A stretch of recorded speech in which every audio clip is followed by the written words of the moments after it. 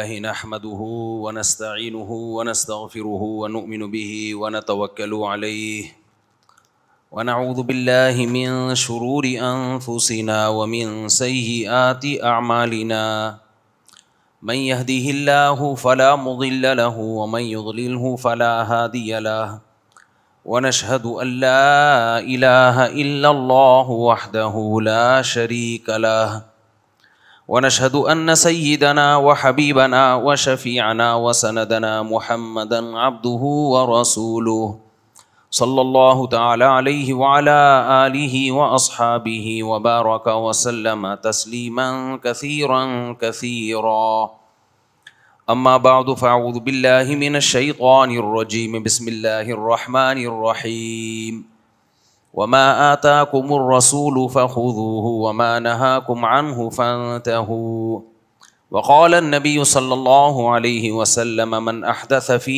أمرنا هذا ما ليس منه فهو رد.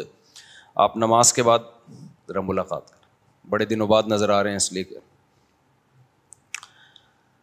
قرآن مجید کی چند آیات اور نبی صلی اللہ علیہ وسلم کی ایک حدیث پڑھی ہے. اللہ تعالیٰ سے دعا ہے اللہ تعالیٰ سمجھنے کی، عمل کی توفیق عطا فرمائے، صحیح طرح سے بات کہنے کی، ہم سب کو سمجھنے کی اور پھر عمل کی اللہ توفیق عطا فرمائے. تھوڑی سی آواز اگر بڑھا دیں گے تو گلے پہ دباؤ کم ڈالنا پڑے گا. کچھ خطیب ہوتے ہیں بڑا پاورفل گلا ہوتا ہے تو بہت زور سے گلا پھاڑ کے بیان کرتے ہیں اور لوگوں کے کانوں کا بھی بڑا حوصلہ ہے کہ ان کو سنتے ہیں. ہم تو بھائی کمزور لوگ ہیں، ہم سے نہ چیخا جاتا ہے، ہماری تو ساری طاقت 4 شادیوں پہ لگ چکی ہے.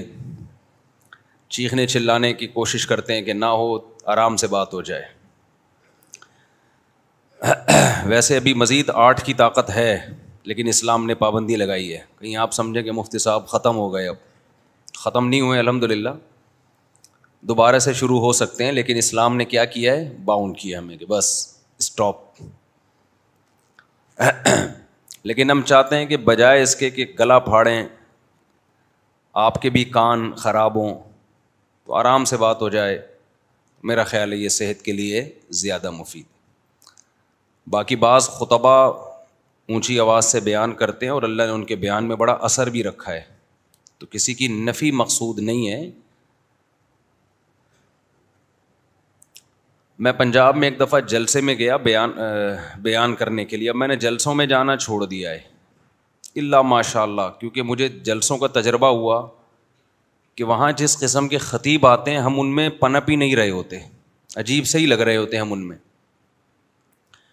پچھلے سال ایک جلسے میں میرا بیان تھا تو میں جب اس بیان میں گیا ہوں، مجھ سے پہلے 2-3 خطیب آئے تو انہوں نے اتنی زور سے آواز لگائی ہے نا کسی بات پہ کہ میرے ساتھ بیٹھے ہوئے لوگ بھی ڈر گئے اور میں بھی تھوڑا سا ہل گیا تھا. میں سمجھا شاید کچھ دھماکہ ہو گیا یا کیا ہو گیا. خیر پھر مجھے بتایا کہ اسٹائل ہی پنجاب میں اسٹائل ہی یہی ہے. تو ظاہر ہے لسی وسی پیتے ہیں تو اسٹائل یہ ہے، ہم تو چائے پی کے بیٹھے ہوئے ہیں اور اس سے بھی بیزار ہیں، چائے چھوڑنے میں لگے ہوئے ہیں. آپ لوگ سے بھی دعا کی درخواست ہے، اس مصیبت سے جان چھوٹے کسی طریقے سے. کسی بھی چیز کی عادت پڑ جائے، لت پڑ جائے، وہ عذاب ہے، بس اس کو ویسے ہی چھوڑ دو. ڈاکٹروں کی سے تحقیق کی ضرورت ہی نہیں ہے. دودھ کی عادت نہیں پڑتی انسان کو، روٹی کی عادت نہیں پڑتی، چائے، کافی، چرس، ہیروئن، سگریٹ، یہ سب نشے ہیں. ان میں سب سے کم درجے کا نشہ چائے ہے، لیکن ہے وہ بھی نشہ. میں بار بار ایک بات کہتا ہوں، میڈیکل سائنس کی باتوں میں جایا کرو، لیکن وہ باتیں جو بہت پیچیدہ ہیں ان کو لفٹ نہیں کرایا کرو. کچھ چیزیں نیچر سے میچ ہی نہیں کرتی ہیں. ڈاکٹر اگر کوئی ایسی تحقیق لا رہا ہے نا جو نیچر سے میچ نہیں کر رہی ہو تو سمجھ لو کہ یہ تحقیق بعد میں بدل جائے گی. تمام انبیاء، صحابہ، ان کو بھی تھکاوٹ ہوتی تھی. کیا وہ چائے کافی پی کے تھکاوٹ دور کرتے تھے؟ تھکاوٹ دور کرنے کا نیچرل طریقہ ہے نیند، سو جاؤ بس. اس کے علاوہ کچھ پی کے تھکاوٹ دور کر رہے ہو اس کا مطلب یہ نیچرل نہیں ہے. آج اس کے فائدے آپ کے سامنے ہیں، کل تباہی بربادی ہوگی. خیر یہ ٹاپک نہیں ہے. تو چند باتیں آپ کی خدمت میں بڑے آرام سے تمیز سے پیش کرنے کا ارادہ ہے. اللہ کرے کہ وہ ہم سب کی سمجھ میں آ جائیں. مقصد کسی فرقے پہ رد کرنا, کسی پہ طنز کرنا, کسی کا مذاق اڑانا نہیں ہے. چند باتیں ہیں جو آسانی سے سمجھ میں آ جائیں تو میرا خیال ہے ہم سب کا بہت فائدہ ہوگا. کیونکہ اس طرح کے موضوعات کو جب چھیڑو نا تو پھر ایک نئی جنگ چھڑ جاتی ہے یوٹیوب کی دنیا میں. میری حضرت اقدس حضرت مفتی تقی عثمانی صاحب سے مجھے زیارت کی اللہ نے موقع دیا چند دن پہلے. تو میں نے حضرت سے عرض کیا کہ حضرت یہ جو مختلف قسم کے باطل فرقے آج کل یوٹیوب پہ آئے ہوئے ہیں, ان کا جواب دو تو مصیبت, جواب نہ دو تو مصیبت. جواب دو تو یہ لوگ کیا کرتے ہیں کہ پھر اس جواب میں جو اصل جواب ہوتا ہے نا اس کو نہیں لیتے, ایک دو جملے کٹ کر کے جواب ریکارڈ کروا دیتے ہیں. یہ چیز ان کے یوٹیوب میں ان رہنے کا ذریعہ بنتی ہے. یعنی آپ ان کو جتنا چھیڑیں گے تو وہ جواب, پھر یہاں سے جواب, پھر وہاں سے جواب, پھر یہاں سے جواب, پھر وہاں سے جواب. تو ان کا تو کوئی کام ہی نہیں ہے اس کے علاوہ. اس سے انہیں موقع ملتا ہے یوٹیوب میں ان رہنے کا, گھسے رہنے کا, ان کو اگر آپ لفٹ کراتے ہیں. کیونکہ ہر چیز کا جواب جو ہے نا, کچھ چیزیں ایسی ہوتی ہیں جو آپ کو جب تک اس سطح کی نالج نہیں ہے تو وہ باتیں آپ کی سمجھ میں ہی نہیں آئیں گی. اس کے لیے ایک اسٹینڈرڈ کی نالج ہونی چاہیے, اس نالج کے بعد وہ باتیں آپ کی سمجھ میں آتی ہیں. مثال کے طور پر ایک آدمی کو امام بخاری کا ہی نہیں پتا ہو, جاہل ہو وہ اتنا بڑا, آپ نے کوئی حدیث پیش کی, وہ کہ میں بخاری کو مانتا ہی نہیں, اور امام بخاری کے بارے میں بعض علماء نے جرح کی ہے, ان پہ اعتراضات کیے ہیں, وہ اعتراضات کتابوں سے نکال کے دکھا دے. تو آپ بتاؤ کہ جس کے پاس تھوڑی سی نالج ہوگی اس کو تو غصہ آئے گا نا کہ یار تو امام بخاری کو نہیں چھوڑ رہا ہے بھائی, تو اس پر تو پوری امت متفق ہے ان پر. اب اگر چند لوگوں نے جرح کی ہے تو چند لوگوں کی جرح معتبر نہیں ہے, پوری امت کو دیکھا جائے گا نا, پوری امت کیا کر رہی ہے, کیا کہہ رہی ہے, ان کے بارے میں کیا کمنٹس ہے. دو چار لوگوں نے الٹا پلٹا کہہ دیا تو اس سے کیا ہوتا ہے, وہ تو ہر ایک کے بارے میں لوگ کہتے ہیں. اب یہ بات ایک عالم کی سمجھ میں آئے گی, یا جس کو امام بخاری کا مقام پتہ ہے اس کو سمجھ میں آئے گی. جس کو کچھ بھی علم کی زیرو ہے وہ, اس کو تو سمجھ میں ہی نہیں آئے گی یہ بات. اس کو پہلے ایک اصول سمجھانا پڑے گا کہ اتنی بڑی امت غلط نہیں ہو سکتی. اسی طرح آج بہت سے اسکالرز اتنی بڑی بڑی شخصیات پہ طنز کر رہے ہیں کہ جن کے پاس بیسک نالج ہوتی ہے نا دین کی, وہ ان شخصیات پہ کبھی بھی طنز برداشت کر ہی نہیں سکتے. وہ کہیں گے یہ تو پورا عالم اسلام کو آپ اس کی جڑیں کھوکھلی کر رہے ہیں آپ. لیکن یہ بات عوام کو سمجھانا بہت مشکل ہے, عوام کی کھوپڑی میں لانا مشکل, کیونکہ ان کے پاس بیسک نالج بھی نہیں ہوتی. تو پہلے ان کو بیسک نالج دینی پڑتی ہے, اس کے لیے کتابیں ہیں, اس کے لیے نصاب ہے, سلیبس ہے. دیکھو دنیا میں جو بھی علم ہے, یہ بات کر کے میں اصل ٹاپک کی طرف آتا ہوں, پراپر وے میں علم حاصل کیا جاتا ہے نا ہر چیز کا. کیا خیال ہے, کبھی دنیا میں کوئی نصاب, کوئی ایسا ہی نالج, ایسا علم آپ نے دیکھا جو چند کتابیں پڑھ کے انسان اس فیلڈ کا ماہر کہلاتا ہو؟ کبھی دیکھا آپ نے ایسا؟ ایک پراپر وے میں علم ہے وہ, جب تک آپ اس وے کو پہ نہیں, اس ٹریک پہ نہیں چلیں گے, اس پوری نالج کو حاصل نہیں کریں گے, تو آپ نہ تحقیق کے اہل ہوں گے, اور جو آپ کو فالو کرنے والا ہوگا وہ بھی گمراہی میں جائے گا. جیسے آپ ڈاکٹر بننا چاہتے ہیں تو کچھ پہلے بیسک نالج دی جاتی ہیں پہلے سال میں, دوسرے سال میں تھوڑی سی اوپر کی نالج. ایسا نہیں ہوتا چوتھے سال کا سلیبس پہلے سال میں پڑھایا جائے ڈاکٹر کو. پہلے سال میں تو آپ کو صرف یہ بتایا جائے گا گردے پھیپھڑے کلیجی کی کہاں ہوتے ہیں, یہ فگر بنا کے نا, ہم نے بھی بایولوجی پڑھی ہے نا, تو ہمارے ٹیچر پورا انسان بناتے تھے, یہ اس کا لیور ہے, یہ اس کے لنگس ہیں, یہ اس کے پھیپھڑے ہیں. ہم تو ہو سکتا ہے اس سے پہلے پھیپھڑوں کو گردہ سمجھتے ہوں, گردوں کو پھیپھڑا سمجھتے ہوں. یہ بیسک نالج دی جاتی ہے. اس کے بعد آہستہ آہستہ پھر MBBS کرنے کے بعد پھر ایک ڈاکٹر وہ ہاؤس جاب بھی کرتا ہے, ایک دم سے بیٹھ کے میڈیکل سائنس کا چینل کھول کے لوگوں کو طب کی باتیں بتانا نہیں شروع کرتا. اس میں غلطی کا امکان ہوتا ہے کہ پریکٹیکل لائف ابھی تو تھیوری ہے اس کے پاس, عملی طور پہ تو کچھ بھی نہیں ہے. 2 سال ہاؤس جاب کی گورنمنٹ نے شرط لگائی ہے, یا 1 سال یا 2 سال کسی ماہر ڈاکٹر کی نگرانی میں آپ کام کریں. اس کے بعد جا کے کچھ اس قابل ہوتا ہے کہ وہ میڈیکل سائنس سے متعلق لوگوں کو گائیڈ کرنا شروع کرے. پھر ایک ٹائم آتا ہے, لیکن ابھی بھی وہ فنٹر نہیں بنتا ہے کہ مجھے سب کچھ پتا ہے میڈیکل سائنس کا, بلکہ وہ کیا کہے گا, بھائی وہ ڈاکٹر ہیں ان کا 40 سال کا تجربہ ہے, وہ ڈاکٹر ہیں ان کا 50 سال کا تجربہ ہے, وہ ڈاکٹر ہیں وہ UK میں امریکہ میں اتنے سال کا ایکسپیرینس ہے. تو لوگ کس کی بات کو ترجیح دیں گے؟ وہ جو بڑا ڈاکٹر ہے. حکیموں میں بھی ایسا ہی ہے, ہر شعبے میں ایسا ہی ہے. تو خوب سمجھ لیں دین میں بھی اسی طرح ہے. جب آپ علم دین حاصل کرنا چاہتے ہیں, لوگ کہتے ہیں نا یہ دین کے علم پہ کیا مولویوں کی اجارہ داری ہے, یہ ورڈ آج کل بہت چل رہا ہے. کیا یہ مولویوں کی اجارہ داری ہے کہ دین کا علم مولویوں سے ہی فتوے پوچھیں, مولویوں سے ہی مسئلے پوچھیں, علماء سے پوچھیں, تو کیا علماء کی اجارہ داری ہے؟ اس کا جواب ہے کہ نہیں, بالکل اجارہ داری نہیں ہے, جو چاہے عالم بن جائے. اجارہ داری جب ہوتی جب ہم کہتے ہیں یہ علماء ہیں, یہ ان کے بچے ہیں, یہی عالم بنیں گے, ان کے علاوہ کوئی بھی عالم نہیں بن سکتا. لیکن اگر آپ اس کا یہ مطلب لے رہے ہو کہ ہر جاہل چند کتابیں پڑھ کے یا بخاری پڑھ کے وہ بھی مسائل بتا سکتا ہے, اور پھر کوئی جواب میں آپ کو روکے کہ آپ کے پاس پراپر علم نہیں ہے, تو آپ لوگوں کو گائیڈ نہیں کر سکتے شرعی مسائل میں. آپ واضح و نصیحت کی باتیں کر سکتے ہیں, بلکہ اس میں بھی غلطی ہوتی ہے, تو آپ پراپر گائیڈ نہیں کر سکتے.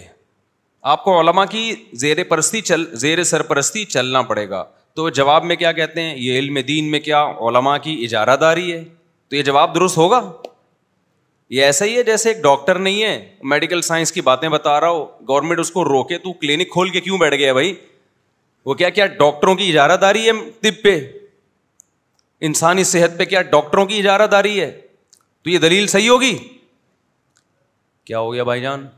یوٹیوب پہ نا, انسٹاگرام پہ اور ٹک ٹاک پہ ہر دوسرا تیسرا کلپ علماء کے خلاف آ رہا ہے. ہر دوسرا تیسرا کلپ کس کے خلاف جا رہا ہے؟ علماء کے خلاف. تو یہ جو کہتے ہیں نا یہ مولویوں کی یا علماء کی اجارہ داری ہے, بھائی اجارہ داری نہیں ہے. آپ آؤ, جو چاہے علم حاصل کرے, بلکہ میرٹ کی بیس پہ جتنا دینی مدارس میں داخلہ ہوتا ہے نا, اتنا پاکستان کے کم از کم کسی ادارے میں ایڈمیشن نہیں ہوتا.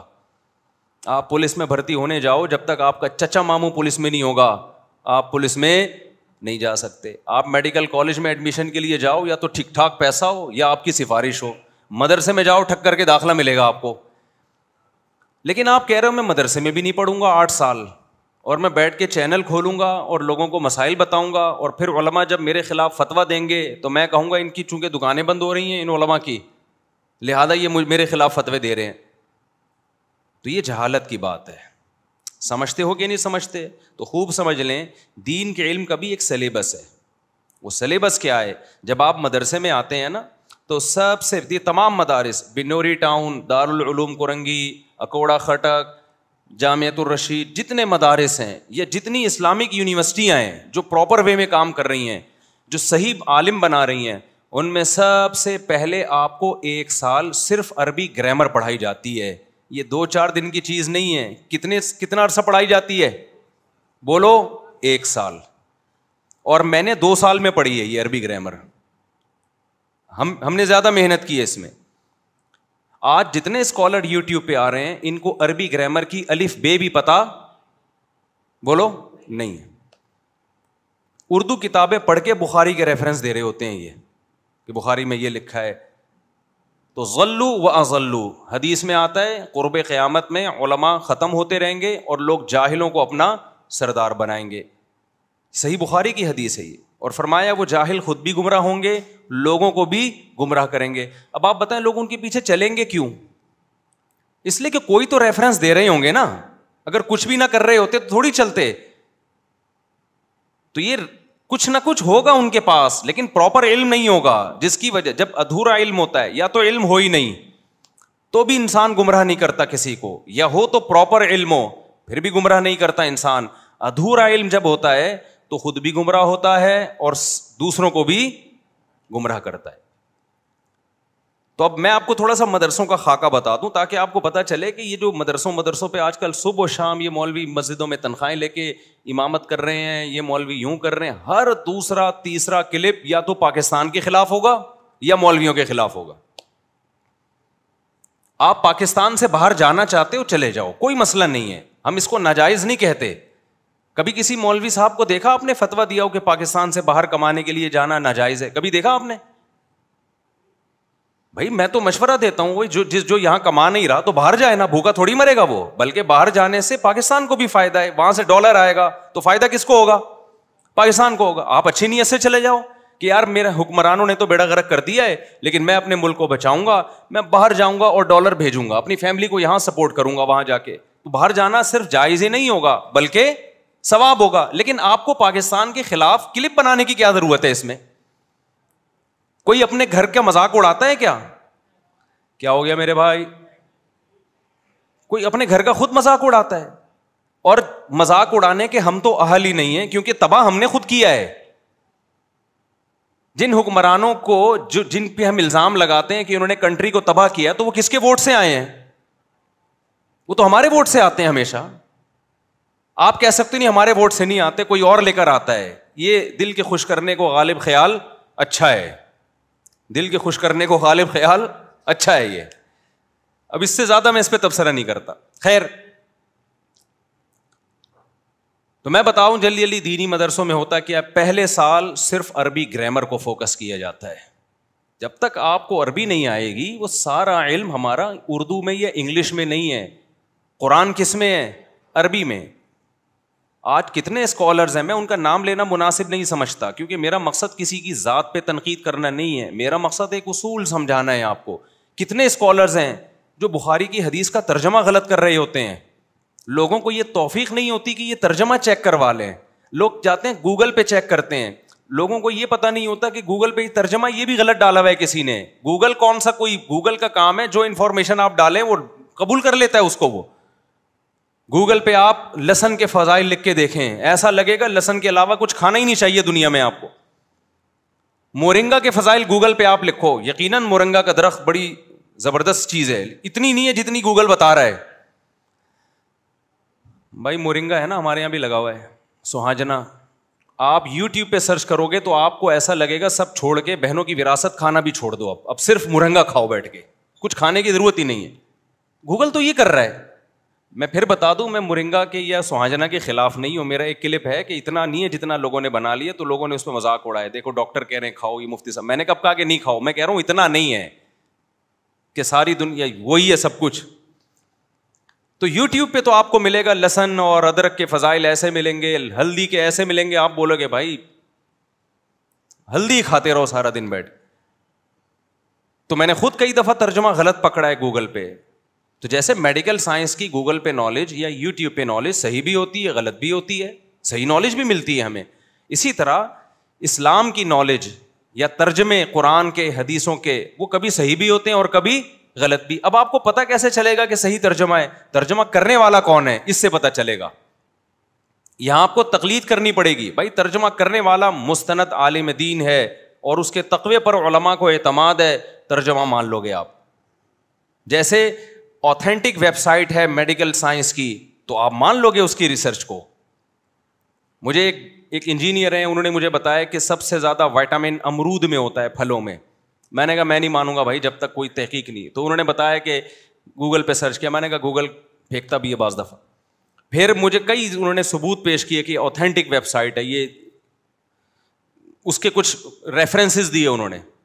پھر میں نے اعتماد نہیں کیا کیونکہ مجھے یہ بھی نہیں پتا کہ آتھینٹک یہ کہہ رہے ہیں تو ہے بھی کہ نہیں ہے, ہمیں کیا پتا بھائی. پھر میں نے ڈاکٹروں سے رابطہ کیا تو ڈاکٹروں نے بتایا بالکل صحیح ہے. اتنی تو ہماری ساری میڈیکل سائنس میں یہ جو تحقیق ہے یہ اصل میں تقلید ہی ہو رہی ہے. عامی آدمی کا کسی مستند ماہر سے پوچھ لینا یہی تحقیق ہے اس کی, اور جو ایکسپرٹ ہوتا ہے وہ کسی کی تقلید نہیں کرتا, اس کی تحقیق یہ کہ خود ریسرچ کرے. اور عامی آدمی جس کے پاس وہ نالج نہیں ہے اس کا کسی مستند کی رائے پر اعتماد کر لینا, جس کو تقلید کہا جاتا ہے, یہی اس کی تحقیق بھی ہے. اور قرآن نے حکم دیا ہے فاسألوا اہل الذکر ان کنتم لا تعلمون. اللہ کہتے ہیں اہل علم سے پوچھو اگر تمہارے پاس نالج نہیں ہے. تو اہل علم سے پوچھ کے عمل کرو یا اس کو رد کر دو. عمل کیا جائے گا نا. تو اسی کو اتباع بھی اسی کو کہتے ہیں, تقلید بھی اسی کو کہتے ہیں. اندھی تقلید یہ ہے کہ آپ جاہلوں کے پیچھے لگ جاؤ جیسے کہ آج کل لوگ لگے ہوئے ہیں. اور تقلید علی وجہ البصیرہ جس کا قرآن حکم دیتا ہے, جس کو اتباع سے تعبیر کیا قرآن نے, وہ یہ کہ کسی پڑھے لکھے کو فالو کرو. سمجھتے ہو بات کو کہ نہیں سمجھتے؟ میں جلدی اس لیے بول رہا ہوں تاکہ میرا اصل ٹاپک نہ رہ جائے. تو مدارس کا میں جلدی بتا دوں. پہلے سال کیا پڑھا جاتا ہے؟ عربی گرامر. اتنا کافی نہیں ہے عربی سیکھنے کے لیے, آپ کو کانفیڈنس نہیں ہو سکتا. اس کے بعد پڑھا جاتا ہے عربی ادب. عربی ادب کی کتابیں پڑھی جاتی ہیں. نفحۃ العرب ہے, مقامات حریریہ ہے. سب سے پہلے القراءۃ الراشدہ جو بہت آسان, کیونکہ عربی. پھر اس میں شاعری بھی پڑھی جاتی ہے. نبی صلی اللہ علیہ وسلم سے کے دور سے جو 40 سال پرانے شعراء ہیں جو بالکل خالص عربی میں شعر کہہ کر اشعار کہہ کے گئے ہیں, دیوان حماسہ ہے, وہ شاعری پڑھی جاتی ہے تاکہ اس دور کی عربی سے مناسبت پیدا ہو. آج کل کے عربی اخبار پڑھنے سے وہ والی عربی میں مہارت نہیں ہوتی جو پیغمبر کے دور میں تھی. ہمارا جو علم دین ہے وہ اس عربی میں ہے جو نبی کے دور میں بولی جا رہی تھی. تو اس دور میں جانے کے لیے آپ کو اس دور کے شاعروں کو پڑھنا پڑے گا, اور ان میں زیادہ تر غیر مسلم شاعروں کو پڑھا جاتا ہے. نہیں آئی میرا خیال ہے بات؟ ایک شعر سنا دیتا ہوں اسی دور کا پڑھا ہوا. قفا نبکی من ذکرا حبیبی و منزلی. امرؤ القیس ہے, نبی کے دور سے پہلے کا شاعر ہے, غیر مسلم تھا, اسی میں موت ہو گئی. جس کو مجنو کہا جاتا ہے نا, جس کو کیا کہا جاتا ہے؟ مجنو. یہ امرؤ القیس تھا. قفا نبکی من ذکرا حبیبی و منزلی بسقط اللوا بین الدخول فحوملی وانی غدات البین لما تحملوا لدا سمرات الحی ناقف حنظلی. آپ یہ اسکالر سے اس کے ایک لفظ کا ترجمہ پوچھ کے بتا دیں. جتنے آج کل یوٹیوب پہ اسکالرز آ رہے ہیں نا, ان سے کہیں شعر کے ایک لفظ کا ترجمہ بتا دو تم. حالانکہ بہت آسان شعر ہے یہ. شاعر اب مجھے مزہ آ رہا ہے شعر پڑھنے میں, تو اب ترجمہ, حالانکہ ٹاپک نہیں ہے لیکن اب ترجمہ کرنے دیں, کیا خیال ہے؟ تو شاعر اپنی محبوبہ کے بارے میں کیا کہہ رہا ہے, رپورٹ پیش کر رہا ہوں میں. ابھی ہمارے ٹاپک سے مناسبت نہیں ہے لیکن شعر پڑھ دیا تو اس کا ترجمہ بھی ہو جائے, تھوڑا مزہ. مجھے تو بہت مزہ آیا شعر پڑھنے میں. شاعر کہہ رہا ہے قفا نبکی من ذکرا حبیبی و منزلی. کہیں سفر پہ جا رہا ہے تو کھنڈرات نظر آئے. کھنڈرات, جہاں ونس اپون اے ٹائم لیلا رہا کرتی تھی, محبوبہ رہا کرتی تھی, جو اب وہاں سے کوچ کر کے جا چکی ہے. پہلے زمانے میں ایسا ہوتا تھا, محبوبہ جب علاقہ چھوڑ کے اپنے ماں باپ کے ساتھ جا رہی ہے تو سوائے مجنوں کو کفے افسوس کے اور کچھ بھی نہیں. وہ چھپ چھپ کے ملاقاتیں ہمیشہ کے لیے ختم. آج کل ایسا نہیں ہے, وہ نمبر دے کے جاتی ہے, فیس بک کی ID بھی بتا کے جائے گی, اپنے تمام اکاؤنٹس آپ کے پاس پہلے سے ہوں گے. آپ خوش ہو رہے ہیں اس پہ کہ چلو یار آج محبوبہ تک پہنچنا آسان ہے, لیکن یاد رکھو اس سہولت کا ایک نقصان یہ ہوا ہے کہ وہ آپ کے علاوہ 20 لوگوں کو نمبر دے کے جا رہی ہے, کیونکہ اتنی جو لنک آپس میں اتنا آسان ہو گیا ہے کہ وہ مجنوں والا دور ہی ٹھیک تھا. کم از کم یہ تو پتا تھا نا کہ میری ہے, چھوڑ کے چلی گئی تو اب کہیں اور ٹرائی مارو. اب یہ آپشن آپ کے پاس نہیں ہے. خیر, تو وہ کہہ رہے کہ حومل دخول کے درمیان وہ رہا کرتی تھی. تو جب یہاں سے قافلہ گزر رہا ہے تو شاعر ان سے کہتا ہے قفا, یار یہاں ذرا ٹھہرو, کائنڈلی تھوڑی دیر یہاں کیا کرو, اسٹے کرو. اونٹوں پہ ہم گزر رہے ہیں, دوسرے شہر جا رہے ہیں, لیکن یہ محبوبہ کے گھر ہے, گاؤں ہے, اگرچہ یہاں محبوبہ نہیں ہے, لیکن یہاں کھڑے ہو کر نبکی من ذکرا حبیبی و منزلی, محبوبہ کے گھر اور محبوبہ کو یاد کر کے تھوڑا سا رونے تو دو یار. یہ آپشن رونے کا جانے مت دو, اتنی اسپیڈ میں نکل جاؤ گے, رونے تو دو نا تھوڑا سا. جیسے بعض دفعہ آپ کو کوئی لطیفہ سناتا ہے, آپ کو بہت زبردست ہنسی آتی ہے, وہ دوسرا لطیفہ شروع کر دیتا ہے, آپ کیا کہتے ہو, بھائی پہلے والے پہ ذرا تسلی سے ہنسنے تو دو, انجوائے تو کرنے دو. تو یاد رکھو بعض دفعہ کسی ہنسی پہ انسان اتنا انجوائے نہیں کرتا, لیکن کسی غم کو یاد کر کے رونے میں زیادہ انجوائے کر رہا ہوتا ہے, اس کا غم ہلکا ہو رہا ہوتا ہے اس سے. پھر آگے کہتا ہے وَإِنِّي غَدَاتَ الْبَيْنِ لَمَّا تَحَمَّلُوا لَدَا سَمُرَاتِ الْحَيِّ نَاقِفُ حَنْظَلِي. کہہ رہے ہیں جس دن محبوبہ یہاں سے جا رہی تھی نا, تو میں جھاڑیوں کے پیچھے چھپا ہوا, کوئی مجھے دیکھتا تو ایسا لگتا ہے جیسے میں حنظل, کڑوا درخت ہے نا پیاز کی طرح, اس کو کاٹ رہا ہوں اور میری آنکھوں سے آنسو نکل رہے ہیں. کیسا دور تھا آپ دیکھو, یہ نبی کے دور سے کئی سال پرانی بات ہے. یہ شاعر کتنی حیا تھی بھائی, محبوبہ کو یہ بھی نہیں کہہ سکتا, آنسو بھی چھپا رہے اپنے, جھاڑیوں کے پیچھے چھپ کے یہ منظر دیکھ رہا ہے. اتنا تمیز کا محبوب آج مارکیٹ میں ملے گا آپ کو ہے بھائی اس سے زیادہ کچھ نہیں کیا اس بیچارے نے. کہہ رہے مجھے دیکھ لیتے, میں چھپ کے یہ سارا منظر دیکھ رہا تھا, دل ٹکڑے ٹکڑے تھا, ایک لفظ زبان سے لیلا کے ابا کو نہیں کہہ سکتا تھا کہ کیا کر رہے ہو, میرے دل پہ کیا چلا رہے ہو, چھرے کیوں چلا رہے ہو. بس ایسے آنسو ٹپک رہے تھے جیسے کوئی پیاز کاٹ رہا ہوتا ہے اور اس کی آنکھوں میں نمی, بس یہی تھا. تو اب کہہ رہے یہ میرے دل پہ آرے چلے ہیں, یہاں سے لوگ چلے گئے, اب میں دوبارہ اس جگہ آ رہا ہوں تو یہاں کھڑے ہو کر کمبختو تھوڑا سا رونے تو دو, اتنی اسپیڈ میں کیوں ہو, اتنا تو بنتا ہے نا, تھوڑا سا رونا تو بنتا ہے. شادی نہیں ہوئی, ان کے بچے ہو گئے, ان کے بچے ہم کو ماموں کہہ گئے, یہ سب برداشت کر لیا ہم نے, تو تھوڑا سا رونے تو دو. خیر, تو عربی ادب پڑھایا جاتا ہے دینی مدارس میں, سمجھ رہے ہو کہ نہیں سمجھ رہے, تاکہ اس زمانے کی, تبھی آپ کو اکثر علماء آج عربی میں بیان کرنے والے نظر نہیں آئیں گے جدید عربی میں. اس پہ لوگ بدگمان ہوتے ہیں کہ ان کو عربی نہیں آتی. وجہ اس کی ہے کہ جدید عربی میں وہ بات نہیں ہے جو قدیم عربی میں تھی. اب جب علماء سعودی عرب جاتے ہیں تو عوام سے نہیں بات کر پاتے وہ عربی میں, کیونکہ 1400 سال گزر گئے نا, انہوں نے بہت سارے الفاظ ایسے آڑے ترچے کر دیے. قالا کو گالا بولتے ہیں اور ای واللہ کو ایوا بولتے ہیں. ہم تو شروع میں سعودی عرب جاتے تھے سوچتے ہی رہتے تھے اس نے بولا کیا ہے. گل کہتے ہیں, گل, قل کو کیا کہتے ہیں, گل, لا الہ الا اللہ. لکھی صحیح جاتی ہے, بولی پروننسیشن ان کی بہت چینج ہو چکی ہے, لیکن علماء صحیح بولتے ہیں. خیر, وہاں کے جو علماء ہیں جب تقریریں کرتے ہیں وہ صحیح عربی, وہ قدیم عربی میں ہوتی ہے. خیر, تو آپ کو دینی مدارس میں عربی گرامر پڑھنی پڑتی ہے, 1 سال صرف کے رٹے لگانے پڑتے ہیں. قالا قالا قالو قالت قالتا قلنا قلت قلتما قلتم قلتی قلتما قلتن قلت قلنا. آج کل کے اسکالرز یہ ٹینشن لینے کے لیے تیار نہیں ہے, وہ نہیں دین کا علم. اتنی پورا سال بیٹھ کے عربی گرامر استاذوں کے سامنے 2 زانوں ہو کے بیٹھیں, اور جو عالم بننے کے بعد آپ کو سرٹیفکیٹ ملے, اتنی محنت کے بعد 8 سال کے بعد سرٹیفکیٹ ملتا ہے, اس سرٹیفکیٹ کی ملک میں 2 ٹکے کی ویلیو نہیں ہے. تو آج کل کی جو نئے نئے اسکالرز آ رہے ہیں نا, جو علماء ایسے, مولوی ایسے, ان کو پتا ہے 8 سال ہم نے پراپر وے میں علم حاصل کیا, اور سرٹیفکیٹ ایسا جس کی کہیں ہمیں جاب نہیں مل سکتی اس سرٹیفکیٹ پہ, تو ہم اپنا ٹائم کیوں لگائیں. اب شوق ہے مقتدا اور رہبر بننے کا. شوق کیا ہے, مقتدا اور رہبر بننے کا, کہ ہم لوگوں کو قرآن و سنت کی روشنی میں گائیڈ کریں. تو شارٹ راستہ یہی ہے کہ لوگوں کو علماء سے بدگمان کرو, وہاں سے کٹیں گے تو ہمارے پاس آئیں گے, اور اپنے پاس جھولی خالی ہے, ان کے کچھ بھی نہیں ہے سوائے چند اردو یا انگلش کتابیں پڑھی ہوتی ہیں انہوں نے. تو کیا سکھایا جاتا ہے, عربی گرامر. اس کے بعد عربی بولو, عربی ادب کی بڑی مشکل کتابیں ہیں جو پڑھائی جاتی ہیں. عربی ادب کی شاعری ہے, متنبی آج سے تقریباً 1000 سال پہلے شاعر گزرا ہے. فلما انخنا رکزنا الرماح بین مکارمنا وبین العلا بین مکارمنا والعلا لتعلم مصر ومن بالعراق ومن بالعواصم انی الفتى وانی ابیت وانی عطوت وانی ابیت وانی وفیت وانی عطوت علی من عطا. متنبی اپنی شاعری میں 1000 سال پرانی عربی ہے, یہ نبی کے دور کے قریب کی عربی.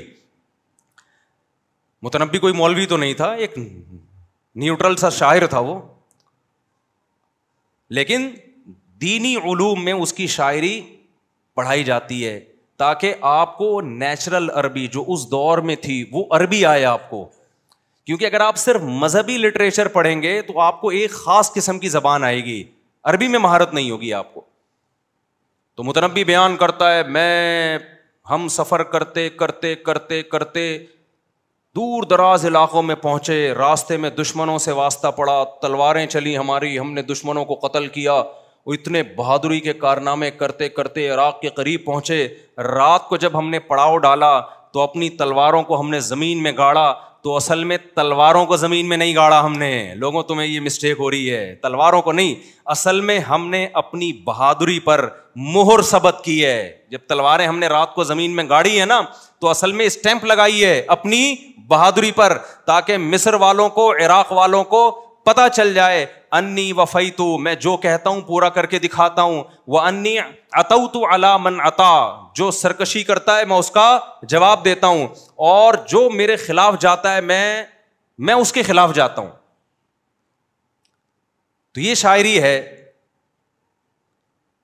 اور یہ انی فتح, کہ لوگوں کو پتا چل جائے میں کیا ہوں, جوان. آج جوان آدمی کا پتا چلتا ہے پب جی سے, نمبر زیادہ آ گئے تو یہ جوان آدمی ہے. یہ شاعری پڑھائی جاتی ہے. سمجھتے ہو کہ ہم نے اپنی بلندیوں پہ اور اپنی اخلاقی بلندیوں پہ ہم نے مہر لگائی ہے, تلواریں جو ہم نے زمین میں گاڑی ہیں, اور یہ ثابت کیا کہ ہم وفادار ہیں. جب دوستی ہوتی ہے تو دوستی کا حق ادا, دوستوں کی خاطر لڑا تھا نا, وہ دوستی کا حق ادا کرتے ہیں. سمجھتے ہو گے نہیں سمجھتے تو اس زمانے کا کلچر بھی پتہ چلتا ہے اس سے. کیا کلچر مارکیٹ میں اس زمانے میں, بولو چل کیا رہا تھا. اس زمانے کی شاعری میں آپ کو 3 چیزیں بہت زیادہ نظر آئیں گی جو نبی کے دور کے شاعر تھے. ایک چیز سخاوت, ہر شاعر اپنی سخاوت کے واقعات کو فخر سے بیان کرتا تھا. آج کنجوسی, پیسہ جمع کرنا کیا بن چکا ہے, فخر. ہر شاعر رشتہ داری جوڑنے کو فخر سے بیان کرتا تھا کہ میں نے اپنے بھائیوں کے لیے, بہنوں کے لیے, باپ کے لیے, ماں کے لیے, دوستوں کے لیے یہ قربانیاں دی ہیں. آج ابا کا باغی بنایا جا رہا ہے, اماں کا باغی. یہ اس زمانے کے کافر شاعروں کی بات کر رہا ہوں میں. ہر شاعر اپنی بہادری کے قصے بڑھ چڑھ کے بیان کرتا تھا. آج بزدلی, جان بچا کے پتلی گلی سے نکل لینا, اس کو کیا بتایا جا رہا ہے, اس پہ فخر کیا جا رہا ہے. خیر, تو عربی گرامر پڑھائی جاتی ہے, ٹھیک ہے, عربی ادب پڑھایا جاتا ہے. اس کے ساتھ ساتھ پھر احادیث پڑھائی جاتی ہیں. یہ جب عربی میں کچھ مہارت ہوتی ہے نا, پھر عربی گرامر کی پھر مشکل کتابیں شروع ہو جاتی ہیں. وہ کئی 3-4 سال تک وہ چلتی رہتی ہیں, لیکن اس کے ساتھ ساتھ دوسرے علوم شروع ہو جاتے ہیں, جن میں سب سے پہلے ہے تفسیر قرآن مجید کی. تفسیر میں کوئی ایک تفسیر نہیں ہے, ایک ایک آیت میں کتنے اقوال ہیں علماء کے, اس کی کیا کیا تفسیریں ہیں. اور اس وقت تک طلبہ میں اتنی مہارت پیدا ہو چکی ہوتی ہے کہ وہ آیت کو ترکیبی لحاظ سے, گرامر کے لحاظ سے حل کرتے ہیں کہ اس کا یہ مطلب بنتا بھی ہے کہ نہیں بنتا. یہ صلاحیت پیدا ہوتی ہے. تو ہر سال 10 پارے پڑھائے جاتے ہیں, ہر سال 3 سالوں میں جا کے قرآن کی تفسیر مکمل ہوتی ہے. سمجھتے ہو بات کو؟ اور کیا پڑھایا جاتا ہے, فقہ پڑھایا جاتا ہے. فقہ کا کیا مطلب ہے, قرآن حدیث سے یہ جو مسائل نکالے جا رہے ہیں نا, آج کے اسکالرز آپ نے دیکھا ہوگا جب ان سے کوئی مسئلہ پوچھا جائے, جو عالم نہیں ہے ان کی بات کر رہا ہوں, تو جی حدیث میں آتا ہے, اس لہذا یہ جواب ہے اس کا. ایک سوال پیدا ہوتا ہے, جب یہ قرآن اور حدیث میں یہ مسئلہ بیان ہوا ہے تو آپ کیا پہلے آدمی ہیں جو یہ پیش کر رہے ہیں؟ کیا اس سے پہلے کسی نے پیش نہیں کیا؟ نہیں, یہی بات میرا خیال ہے. اسلام تو 1400 سال پہلے آ چکا ہے نا. تو بجائے اپنی تحقیق لانے کے, جو تحقیق 1400 سال سے چلی آ رہی ہے, جو ریٹن فارم میں آ چکی ہے, اور اسلامی حکومتیں اس پہ چلی ہیں, اس کو کیوں پیش نہیں کرتے آپ؟ میں سمجھا پا رہا ہوں اپنی بات؟ جب اسلامی حکومتیں دنیا میں گئی ہیں, آج مجھے بتاؤ ریٹن فارم کے بغیر کوئی قانون جب تک ریٹن میں نہ ہو, کوئی عدالت چل سکتی ہے؟ ارے بولتے کیوں نہیں میرے بھائی؟ دیکھو مجھے ایک بات بتاؤ, پاکستان کا قانون ہے, کوئی بھی لا ہے, کوئی بھی جج کے پاس ایک کیس گیا, جج خود ہی اجتہاد کر رہا ہے بیٹھ کے. 1-2 جج چل جائیں گے, پورا ملک اس پہ نہیں چلے گا. جج کو کتاب دی جاتی ہے, لا لکھا ہوا ہے, اسمبلی میں پاس ہوا ہے, سینٹ میں پاس ہو کے گیا ہے, اسمبلی میں یہ لکھا ہوا ہے, یہ سپریم کورٹ کا فیصلہ ہے, آپ اسی کے پابند ہیں. کیا خیال ہے, ایسا ہی ہے کہ نہیں؟ اب جج وہ کہے کہ میں اندھی تقلید نہیں کرتا, مجھے تو انصاف دینا ہے, مجھے لگتا ہے کہ یہ اس طرح سے انصاف ملے گا, اس پہ اتنا جرمانہ ڈالا جائے. تو گورنمنٹ ججوں کو کیا کہے گی؟ گورنمنٹ کہے گی آپ پہ ہم نہیں چھوڑ سکتے, یہ کام پہلے ہو چکا ہے. جب انگریز آیا برطانیہ میں تو ریٹن فارم میں لا دے کے گیا نا, کیا خیال ہے بھائی؟ تو بھائی یا تو اس کو فالو کرو یا اسلامی لا کو فالو کرو. اسلامی لا بھی ریٹن فارم میں پہلے سے موجود ہے, ہم کوئی اب تھوڑی پیدا ہوئے ہیں. پہلے ہماری بنو امیہ کی حکومت تھی, پھر بنو عباس کی حکومت تھی, اندلس میں خلافت تھی, پھر ہماری حکومت تھی خلافت عثمانیہ, اور پھر ہندوستان میں ہم نے 1000 سال حکومت کی ہے. تو کیا گھاس کھا رہے تھے ہم لوگ وہاں بیٹھ کے؟ کیا ہو گیا میرے بھائی؟ کیا کوئی ریٹن میں لا تھا ہی نہیں ہمارے پاس؟ تو نئے نئے جو اسکالرز آ رہے ہیں وہ اکثر سنا ہوگا یہ فقہا نے غلط لکھا ہے, یہ فقہا نے غلط لکھا ہے. اصل میں وہ پتہ ہے کیا کہہ رہے ہوتے ہیں, یہ جو اسلامی لا ریٹن فارم میں آ رہا ہے نا صدیوں سے, یہ غلط ہے, یہ قرآن و سنت کے خلاف ہے. تو وہ قرآن و سنت کے خلاف نہیں ہوتا, ان کو اپنی ایک نئی رائے مارکیٹ میں لانی ہوتی ہے. میں ایک مثال دے کے آگے چلتا ہوں. دیکھو قرآن مجید میں اللہ تعالیٰ نے 3 آیتیں ایک ہی مقام پہ فرمائی, وَمَن لَّمْ يَحْكُم بِمَا أَنزَلَ اللَّهُ فَأُولَٰئِكَ هُمُ الْكَافِرُونَ. جو اللہ کے حکم کے مطابق فیصلہ نہیں کرتا یہی لوگ کافر ہیں. دوسری آیت اسی رکوع میں, وَمَن لَّمْ يَحْكُم بِمَا أَنزَلَ اللَّهُ فَأُولَٰئِكَ هُمُ الْفَاسِقُونَ. جو لوگ اللہ کے حکم کے مطابق فیصلہ نہیں کرتے یہی لوگ فاسق ہیں. تیسری آیت اسی رکوع میں, وَمَن لَّمْ يَحْكُم بِمَا أَنزَلَ اللَّهُ فَأُولَٰئِكَ هُمُ الظَّالِمُونَ. جو اللہ کے حکم کے مطابق فیصلہ نہیں کرتا یہی لوگ کیا ہیں؟ ظالم ہیں. اللہ نے ظالم بھی کہا, فاسق بھی کہا, کافر بھی کہا. اب میں ایک اسکالر کو سن رہا تھا, انہوں نے کہا کہ ہماری عدالتیں اللہ کے حکم کے مطابق فیصلہ نہیں کرتی ہیں تو انگریزوں کے لا کو چلتی ہیں, لہذا یہ سب کیا ہیں؟ کافر ہیں نا. قرآن فتویٰ دے رہا ہے فَأُولَٰئِكَ هُمُ الْكَافِرُونَ. تھوڑے بہت مسلمان جنت میں جا رہے تھے, وہ بھی کہاں چلے گئے؟ اچھا, پھر جو کافر کو کافر نہ مانے وہ بھی کیا ہوتا ہے؟ کافر ہوتا ہے نا. دیکھو امام حنیفہ کا قول ہے, مشہور قول ہے کہ کوئی شخص نبوت کا دعویٰ کرے نبی کے بعد, کوئی اس کے پاس تحقیق کے لیے جائے نا کہ یہ نبی ہے یا نہیں, تو تحقیق کے لیے جانے والا بھی کافر ہے. وجہ اس کی ہے کہ ختم نبوت میں شک کیوں ہو رہا ہے اس کو؟ ختم نبوت کا عقیدہ تو تواتر سے ثابت ہے نا. اسی وجہ سے علماء کا فتویٰ ہے کہ جو قادیانی کو کافر نہیں سمجھتے وہ بھی کیا ہیں؟ ہاں, کوئی اس بیس پہ نہ سمجھ رہا ہو کہ اس کو قادیانی کے عقائد نہیں پتا, لیکن جب عقیدہ پتا ہے کہ وہ مرزا غلام احمد ملعون کو پیغمبر سمجھتے ہیں, نبی کا جانشین اور وارث سمجھتے ہیں, اس کے بعد بھی ان کو کوئی کافر نہیں کہتا, اس کا مطلب وہ ان کے نظریات سے متفق ہو گیا نا. اب یہ آیت آج کل کے اسکالرز بہت پڑھ رہے ہیں, مارکیٹ میں آ رہی ہے نا ہر چیز, کہ جو یہ ججز ہیں ہمارے, جو ہمارے حکمران ہیں, یہ قرآن و سنت پہ فیصلہ نہیں کرتے, اور واقعی نہیں کرتے, اس میں کہ 2 رائے ہو نہیں سکتی ہیں, لہذا یہ سب کیا ہیں؟ کافر ہیں. اور جو مولوی ان کے خلاف آواز نہیں اٹھاتے وہ بھی کیا ہیں؟ جو ان کو مسلمان سمجھتے ہیں وہ بھی کیا ہیں؟ لوگ کہہ رہے ہیں, میں نہیں کہہ رہا بھائی, وہ بھی کیا ہیں؟ کافر ہیں.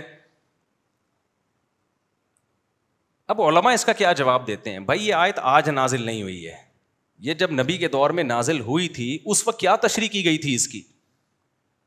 صحابہ, تابعین, ائمہ اربع اور جو اسلامی لا مرتب ہوا ہے اس میں اس کی کیا تشریح تھی؟ اس میں اس کی تشریح یہ تھی کہ جو شخص اللہ رسول کے خلاف قانون کو برحق سمجھتا ہے, تحکیم کا معنی عقیدہ اس کا یہ ہو, وہ یہ سمجھتا ہے کہ خدا کا قانون غلط ہے اور انگریز کا قانون صحیح ہے, وہ کافر ہے. جو عقیدے میں نہ سمجھتا ہو, عملی طور پر فیصلہ کرتا ہو خدا کے قانون کے خلاف, تو یہ عملی خرابی ہے, یہ عقیدے کی خرابی نہیں ہے, وہ گنہگار ہوگا, کافر نہیں ہوگا. اب جج جو عدالتوں میں قرآن و سنت کے خلاف فیصلہ کرتے ہیں, اگر جج کا یہ عقیدہ ہے اور جج کو پتہ بھی ہے کہ قرآن و سنت کے خلاف فیصلہ کرنا یہ غلط چیز ہے, لیکن میں اس لیے کر رہا ہوں کہ میں حکومت کے قانون کا پابند ہوں, تو وہ کافر نہیں ہو سکتا وہ. کیونکہ قرآن میں, حدیثوں میں یہ مضمون بہت ہے کہ نبی صلی اللہ علیہ وسلم نے بڑے گنہگار کو بھی مجازن کافر کہا ہے. نبی صلی اللہ علیہ وسلم نے فرمایا, لا ایمان لمن لا عہد لہ, جو معاہدہ کر کے پورا نہیں کرتا اس میں سرے سے ایمان ہے ہی نہیں. تو مسلمان تو کتنے معاہدہ توڑ رہے ہیں, جس کا مطلب سارے کیا ہو گئے؟ بولتے کیوں نہیں میرے بھائی؟ کافر ہو گئے نا. پہلے ہی جنت میں شارٹیج چل رہی ہے جانے والوں کی, جو تھوڑے سے بچے تھے وہ بھی کیا کر دیا آپ نے؟ اسلام سے خارج کر دیے. لیکن جس نے پراپر وے میں فقہ پڑھا ہو, اسلامی قانون پڑھا ہو, پراپر وے میں حدیثیں پڑھی ہوں, تو اس پہ فقہا ڈسکشن کرتے ہیں کہ قرآن و سنت میں کفر کا لفظ دو قسم کے کفر میں استعمال ہوا ہے, ایک کفر اکبر اور ایک کفر اصغر. جیسے شرک کی دو قسمیں, شرک اکبر, شرک اصغر. ریا کرنا بھی شرک ہے, آپ کسی کو دکھانے کے لیے نماز پڑھ رہے ہو, یہ بھی شرک ہے, لیکن یہ وہ والا شرک نہیں ہے جس سے آپ کا نکاح ٹوٹ جائے, آپ ہمیشہ جہنم میں جلو. اس کو شرک اصغر کہتے ہیں. نبی صلی اللہ علیہ وسلم نے فرمایا من ترک الصلاۃ متعمدا فقد کفر, جس نے جان کے نماز چھوڑ دی وہ اس نے کفر کیا, وہ کافر ہو گیا. تو کیا مطلب, پھر تو جو ایک نماز چھوڑے گا جب وہ کافر ہوا تو اس کی بیوی کا نکاح بھی ختم ہو گیا کہ نہیں ہو گیا؟ مسلمان اور غیر مسلم کا تو نکاح ہوتا ہی نہیں ہے. نبی نے فرمایا جو شخص پیٹ بھر کے کھائے پڑوسی بھوکا سوئے وہ مومن نہیں ہے, اور 3 دفعہ فرمایا نہیں ہے نہیں ہے نہیں ہے. جب مومن نہیں ہے تو پھر کیا رہ گیا پیچھے؟ بولنے پر گورنمنٹ نے پابندی لگائی ہے تو نہیں بولو میرے بھائی. جب مومن نہیں ہے, نبی نے 3 دفعہ کہہ دیا, جو خود پیٹ بھر کے کھاتا ہے پڑوسی بھوکا سوتا ہے وہ مومن نہیں ہے نہیں ہے نہیں ہے, تو کیا ہے پھر؟ وہ کافر ہے نا. تو اس کا مطلب سارے کیا ہو گئے؟ تو علماء نے اس کی ایکسپلین کیا ہے. حدیث میں آتا ہے کہ جو میرے بعد آپس میں کفر مت کرنا, لڑنا مت. کیا مطلب؟ مسلمانوں کا آپس میں لڑنا کیا ہے؟ کفر ہے. حدیث سے پتہ چلتا ہے نا, کافر مت بن جانا کہ گردنیں مارنے لگو ایک دوسرے کی. لیکن قرآن کیا کہتا ہے؟ وَإِن طَائِفَتَانِ مِنَ الْمُؤْمِنِينَ اقْتَتَلُوا, مومنین کی 2 جماعتیں آپس میں لڑ پڑیں تو ان میں صلح کرواؤ. دونوں جماعتیں لڑ کے ایک دوسرے کی گردنیں مار رہے ہیں, اور قرآن ان کو کیا کہہ رہا ہے؟ مومن کہہ رہا ہے کہ نہیں کہہ رہا؟ اس سے پتہ چلتا ہے کہ حدیث میں جو کافر کا لفظ آیا ہے وہ کفر دون کفرن ہے, چھوٹا کافر. وہ کافر جس سے انسان اسلام سے خارج ہو جاتا ہے, وہ والا کافر یہاں مراد نہیں ہے. تو پراپر وے میں جب علم حاصل ہوتا ہے تو کفر کے فتوے احتیاط سے لگتے ہیں. ایک اسکالر تقریر کر رہے تھے کہ وَمَن لَّمْ يَحْكُم بِمَا أَنزَلَ اللَّهُ فَأُولَٰئِكَ هُمُ الْكَافِرُونَ, جو قرآن پہ فیصلہ نہ کرے وہ کافر ہے. اور کہہ رہے تھے کہ مولویوں سے فتویٰ مت لو, جب قرآن کہہ رہے کہ وہ کافر ہے تو مولویوں کے پاس کیوں جاتے ہو؟ سمجھ میں آ رہی ہے بات؟ تو جنہوں نے مجھ سے یہ کہا نا, یہ اسکالر کا کال پیش کیا اور وہ بھی اس پہ ڈٹے ہوئے تھے کہ سارے کافر ہیں. میں نے کہا مجھے بتاؤ, قبائلی علاقوں میں جب آپ لوگ, وہ پٹھان تھے اور وزیرستان کے, میں نے کہا قبائلی علاقوں میں جب آپ لوگ کے جھگڑے ہوتے ہیں تو جو جرگہ سے فیصلہ کرواتے ہو کیا وہ ہمیشہ شریعت کے مطابق ہوتا ہے؟ کبھی شریعت کے مطابق بھی ہوتا ہے اور کبھی شریعت کے خلاف بھی ہوتا ہے. تو کیا وہ سردار کافر ہو گئے؟ سعودی عرب کی عدالتوں میں کیا ہر فیصلہ شریعت کے مطابق ہو رہا ہے؟ ہر فیصلہ کیا شریعت کے مطابق ہو رہا ہے؟ پوری دنیا میں کون سی عدالت ایسی بچی ہے جو کہے کہ 100% ہم شریعت کو فالو کر رہے ہیں؟ سوائے افغانستان میں شاید ہوگا, باقی تو کہیں بھی نہیں ہے.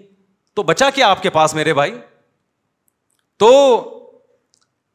میں بتانا یہ چاہ رہا ہوں کہ جب تک پراپر وے میں علم حاصل نہ ہو, نہ آپ کو قرآن کی تفسیر کی اجازت ہے اور نہ آپ کو حدیث کو ایکسپلین کرنے کی اجازت ہے. آپ مار کھاؤ گے, گمراہ ہوگے, دوسروں کو بھی گمراہ کرو گے, ضلوا وضلوا کا مصداق بنو گے. اور پھر یہ لوگ کہتے ہیں مولویوں کے چکروں میں مت پڑو. بار بار میں کہتا ہوں یہ مولویوں کے چکروں سے نکالنے کا مقصد ہے اپنی مقلد بنانا. یہ جو بار بار ایک لفظ استعمال کیا جاتا ہے نا علماء سے, علماء شخصیت پرستی کی دعوت نہیں دیتے. کسی عالم سے مسئلہ پوچھو گے وہ بتائے گا, دوسرے سے پوچھو گے وہ بھی وہی بتا رہا ہوگا, تیسرے سے پوچھو گے میجورٹی وہ بھی وہی بتا رہی ہوگی. وجہ کیا؟ وہ کتابوں میں دیکھتے ہیں, وہ کتابیں جو صدیوں سے چلی آ رہی ہیں. تو جلدی میں اسپیڈ بڑھا کے کوشش کر رہا ہوں کہ بات کو بہت اسپیڈ کے ساتھ ختم کروں. تو اب ایک بات خوب اچھی طرح سمجھو کہ یہ جو فقہ مرتب ہوا, اسلامی قانون جو علماء محدثین فقہا نے مرتب کیا, یہ اسلامی قانون کا حصہ بنا ہے, اسلامی عدالتوں میں ہمیشہ سے رائج رہا ہے. اس میں ایک ایک جزیہ موجود ہے. ہمارے سامنے ایک دفعہ مسئلہ آیا, مسئلہ کسی گاؤں میں شخص نے پوچھا. اس نے یہ پوچھا کہ میرا پہاڑ جس پہ میں نے فصلیں اگائی ہوئی تھیں وہ سرک کے کسی دوسرے کی زمین میں چلا گیا ہے, اور دوسرا دعویٰ کر رہا ہے چونکہ یہ پہاڑ پورا میرے زمین پہ آ گیا ہے لہذا یہ کس کا ہے؟ میرا ہے. اب آپ نے کبھی ایسا مسئلہ سنا؟ کبھی ہم تو حیران ہو گئے, بھائی سچ جھوٹ بول رہا ہے, کیا کر رہی ہے؟ ایسا بھی ہوتا ہے کہ پہاڑ ادھر سے ادھر چلے جائیں. اب وہ پہاڑ واپس تو اپنی زمین پہ زلزلہ آیا ہوگا یا کچھ ہوا ہوگا, اب ایسا تو ہو نہیں سکتا پہاڑ لے جائے. اب آپ کہاں سے جواب تلاش کریں گے اس کا؟ اگر اس کو مٹی پہ قیاس کرتے ہیں تو آپ کی مٹی اڑ کے دوسرے کی زمین میں چلی جائے تو وہ کس کی ہے؟ وہ دوسرے کی ہے نا. کبھی ایسا دیکھا آندھی آئی ہو اور آپ کی اتنی کلو مٹی اٹھ کے وہاں چلی گئی, آپ کو 2 کلو مٹی تمہارے پاس آئی ہے, واپس کرو, وہ کہے گا یہ کچھ میری زمین ہے تو مٹی کس کی ہے؟ جہاں سے بھی اڑ کے آئی ہو میری ہے. تو پہاڑ بھی تو مٹی کا ہی تھا وہ. لیکن آپ حیران ہوں, ہم نے جب کتابوں میں تلاش کیا, صدیوں پرانی کتابوں میں, یہ جزیہ بھی ہمیں کتابوں میں مل گیا, کیونکہ یہ پہلے ہوا ہے عدالتوں میں, یہ کیس اسلامی عدالتوں میں آیا ہے کیس, اور اس وقت کے علماء مفتیان کرام نے تحقیق کر کے جواب لکھا ہے. اب جس نے پڑھا ہوا ہوگا وہ جواب دے گا, جس نے نہیں پڑھا ہوگا وہ پھینکے گا بیٹھ کے, وہ نئی تحقیق مارکیٹ میں لے کر آئے گا جو تحقیق پہلے ہو چکی ہے. سمجھتے ہو کہ نہیں سمجھتے ہو؟ تو عربی ادب پڑھا جاتا ہے, پھر فقہ کی کتابیں پڑھی جاتی ہیں, وہ کتابیں جو آج سے 1200 سال پہلے لکھی گئی ہیں, وضو کے احکام, زکوٰۃ کے احکام, روزے کے احکام, وراثت کے احکام, نکاح کے احکام, طلاق کے احکام, آج کی نہیں, کب لکھی گئی ہیں؟ 1200 سال پہلے, بلکہ 1300 سال پہلے. امام ابو حنیفہ کے شاگرد نے جو کتابیں لکھی ہے نا, آج سے تقریباً 1250 جو اسلامی قانون انہوں نے مرتب کیا تھا.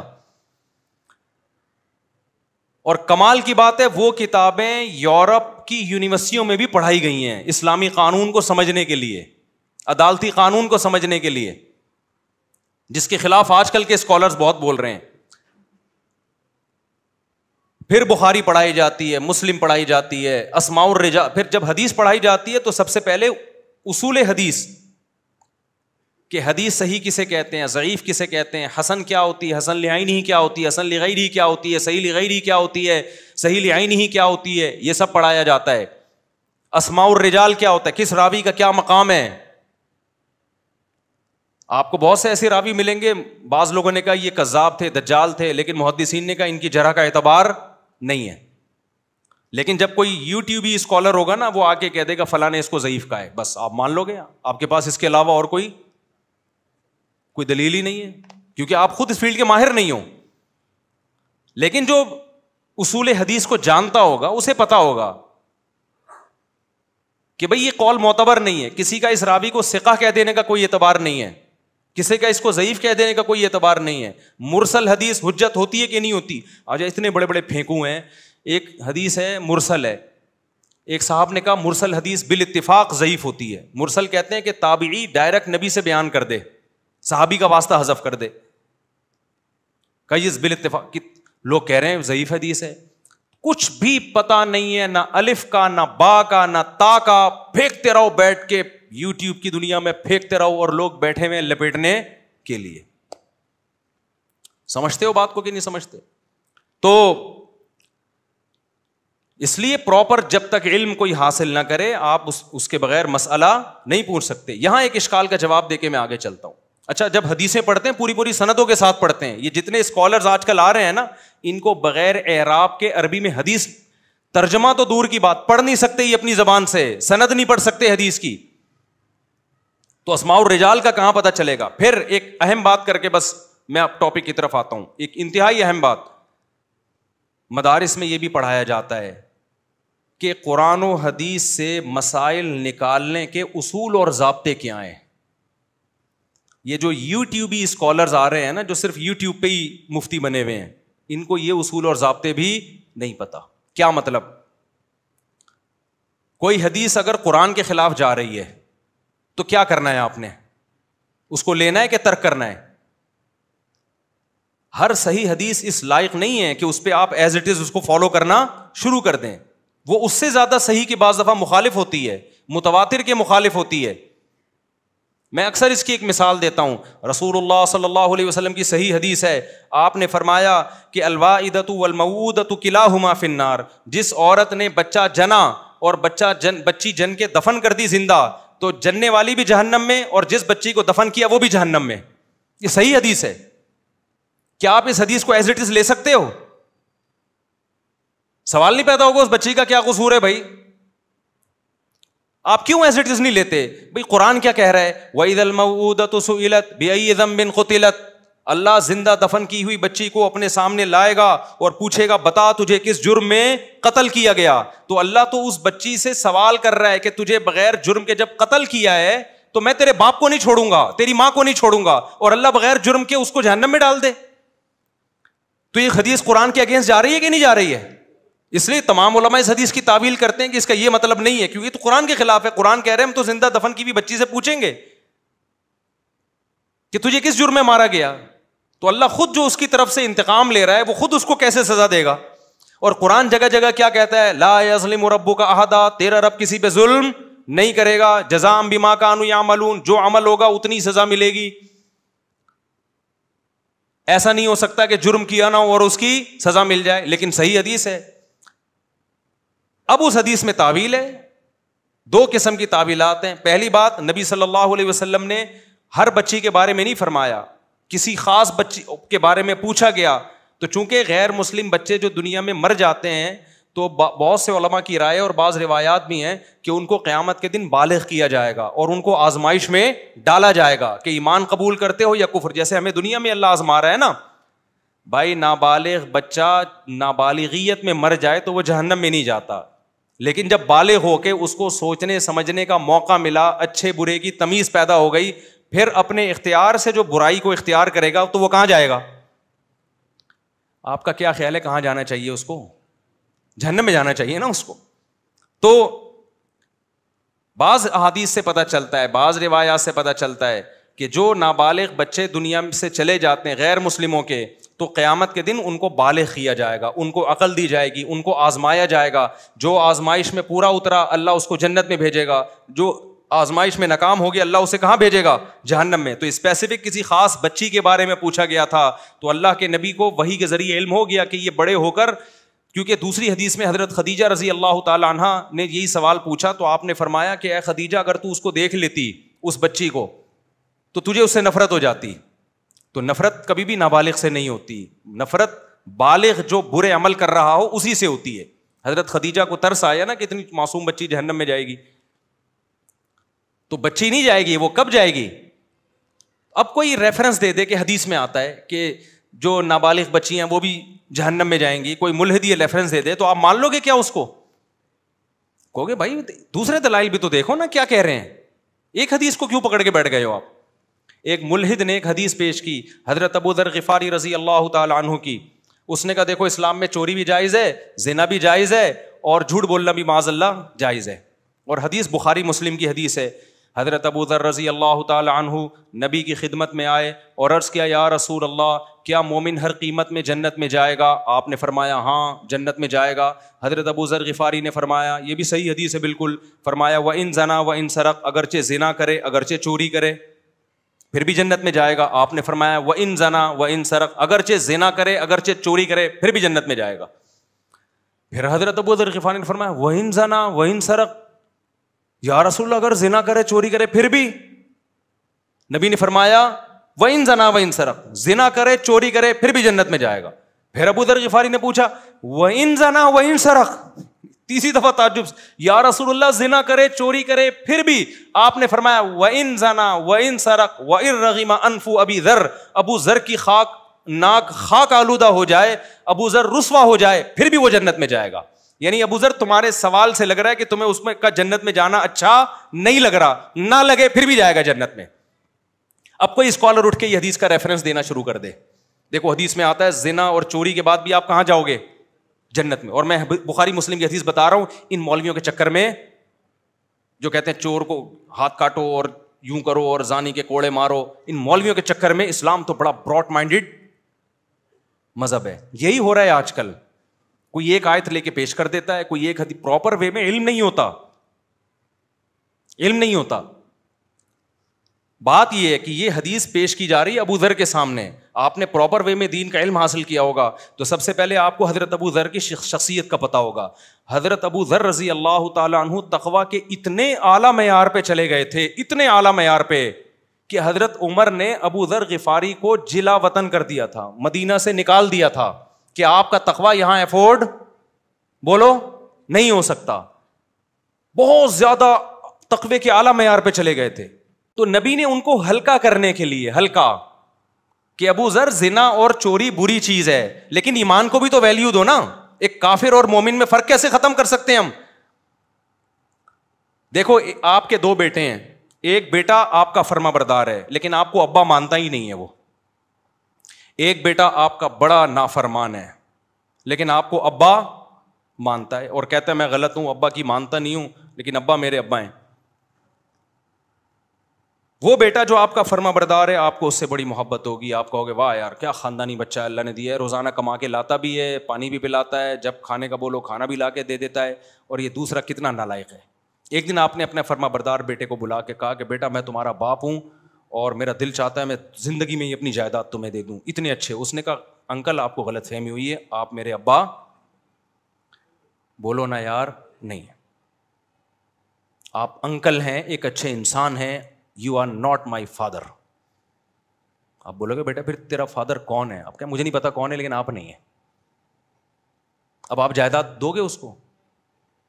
آپ ملازمت کی تنخواہ دے دو گے؟ آپ اپنا والے وارث بولو نہیں بناؤ. والے وارث اسی نالائق کو بناؤ گے جو ابا کی اطاعت تو نہیں کرتا لیکن ابا کو ابا مانتا ہے اور کہتا ہے ابا مجھ سے غلطی ہو جاتی ہے, آپ نے بولا تھا گٹکا لے کے آؤ, میں اپنے گٹکا کھا کے آ گیا. آج کل ابا یہی چیزیں منگوا رہے ہوتے ہیں, میں اپنا گٹکا کھا کے آ گیا, آپ کے لیے لانا بھول گیا, میں معذرت چاہتا ہوں. ابا 2 تھپڑ لگائے گا, چھوڑ دے گا. ان باتوں سے وراثت سے محروم نہیں کرے گا. تو اللہ تعالیٰ نے مسلم اور کافر میں فرق رکھا ہے, جو خدا کو مانتے ہیں, جو پیغمبروں کو مانتے ہیں, کچھ نہیں تو چلو جمعے کی نماز آ کے پڑھ لیتے ہیں, کچھ نہیں تو چلو رمضان کا ایک روزہ رکھ لیتے ہیں, یہ شو کرتے ہیں کہ اللہ ہم تجھے خدا مانتے ہیں, تیرے منکر نہیں ہیں. اور ایک کافر جو مانتا ہی نہیں, تو کافر کی تمام نیکیاں برباد ہو جائیں گی قیامت کے دن. اللہ کہے گا تو میرا والے وارث نہیں بن سکتا, میری جنت کا وارث نہیں بن سکتا. میری جنت کے وارث وہ بنیں گے جو مجھے مانتے اور پہچانتے ہیں, بھلے ٹھکائی لگا کے وارث بنے. تو حدیث میں یہ تھوڑی ہے کہ زنا اور چوری کی سزا کھائے بغیر جنت میں چلا جائے گا. دوسری حدیثوں سے پتہ چلتا ہے جو زنا کرے گا, چوری کرے گا, چترول لگیں گے جہنم میں, اس کے زنا کی سزا ملے گی, اس کے بعد جنت میں جائے گا, لیکن جائے گا. تو حضرت ابو ذر کا یہ کانسیپٹ بن گیا تھا کہ شاید اس کو جانا ہی نہیں چاہیے, اتنا برا آدمی ہے یہ. تو نبی نے ان کا کانسیپٹ کلیئر کیا کہ ابو ذر تجھے گناہوں سے بہت نفرت ہے, تیری غیرت کو سلام ہے, لیکن اللہ کا قاعدہ یہ ہے کہ گنہگار ہو کے بھی بالآخر بھیجوں گا کہاں؟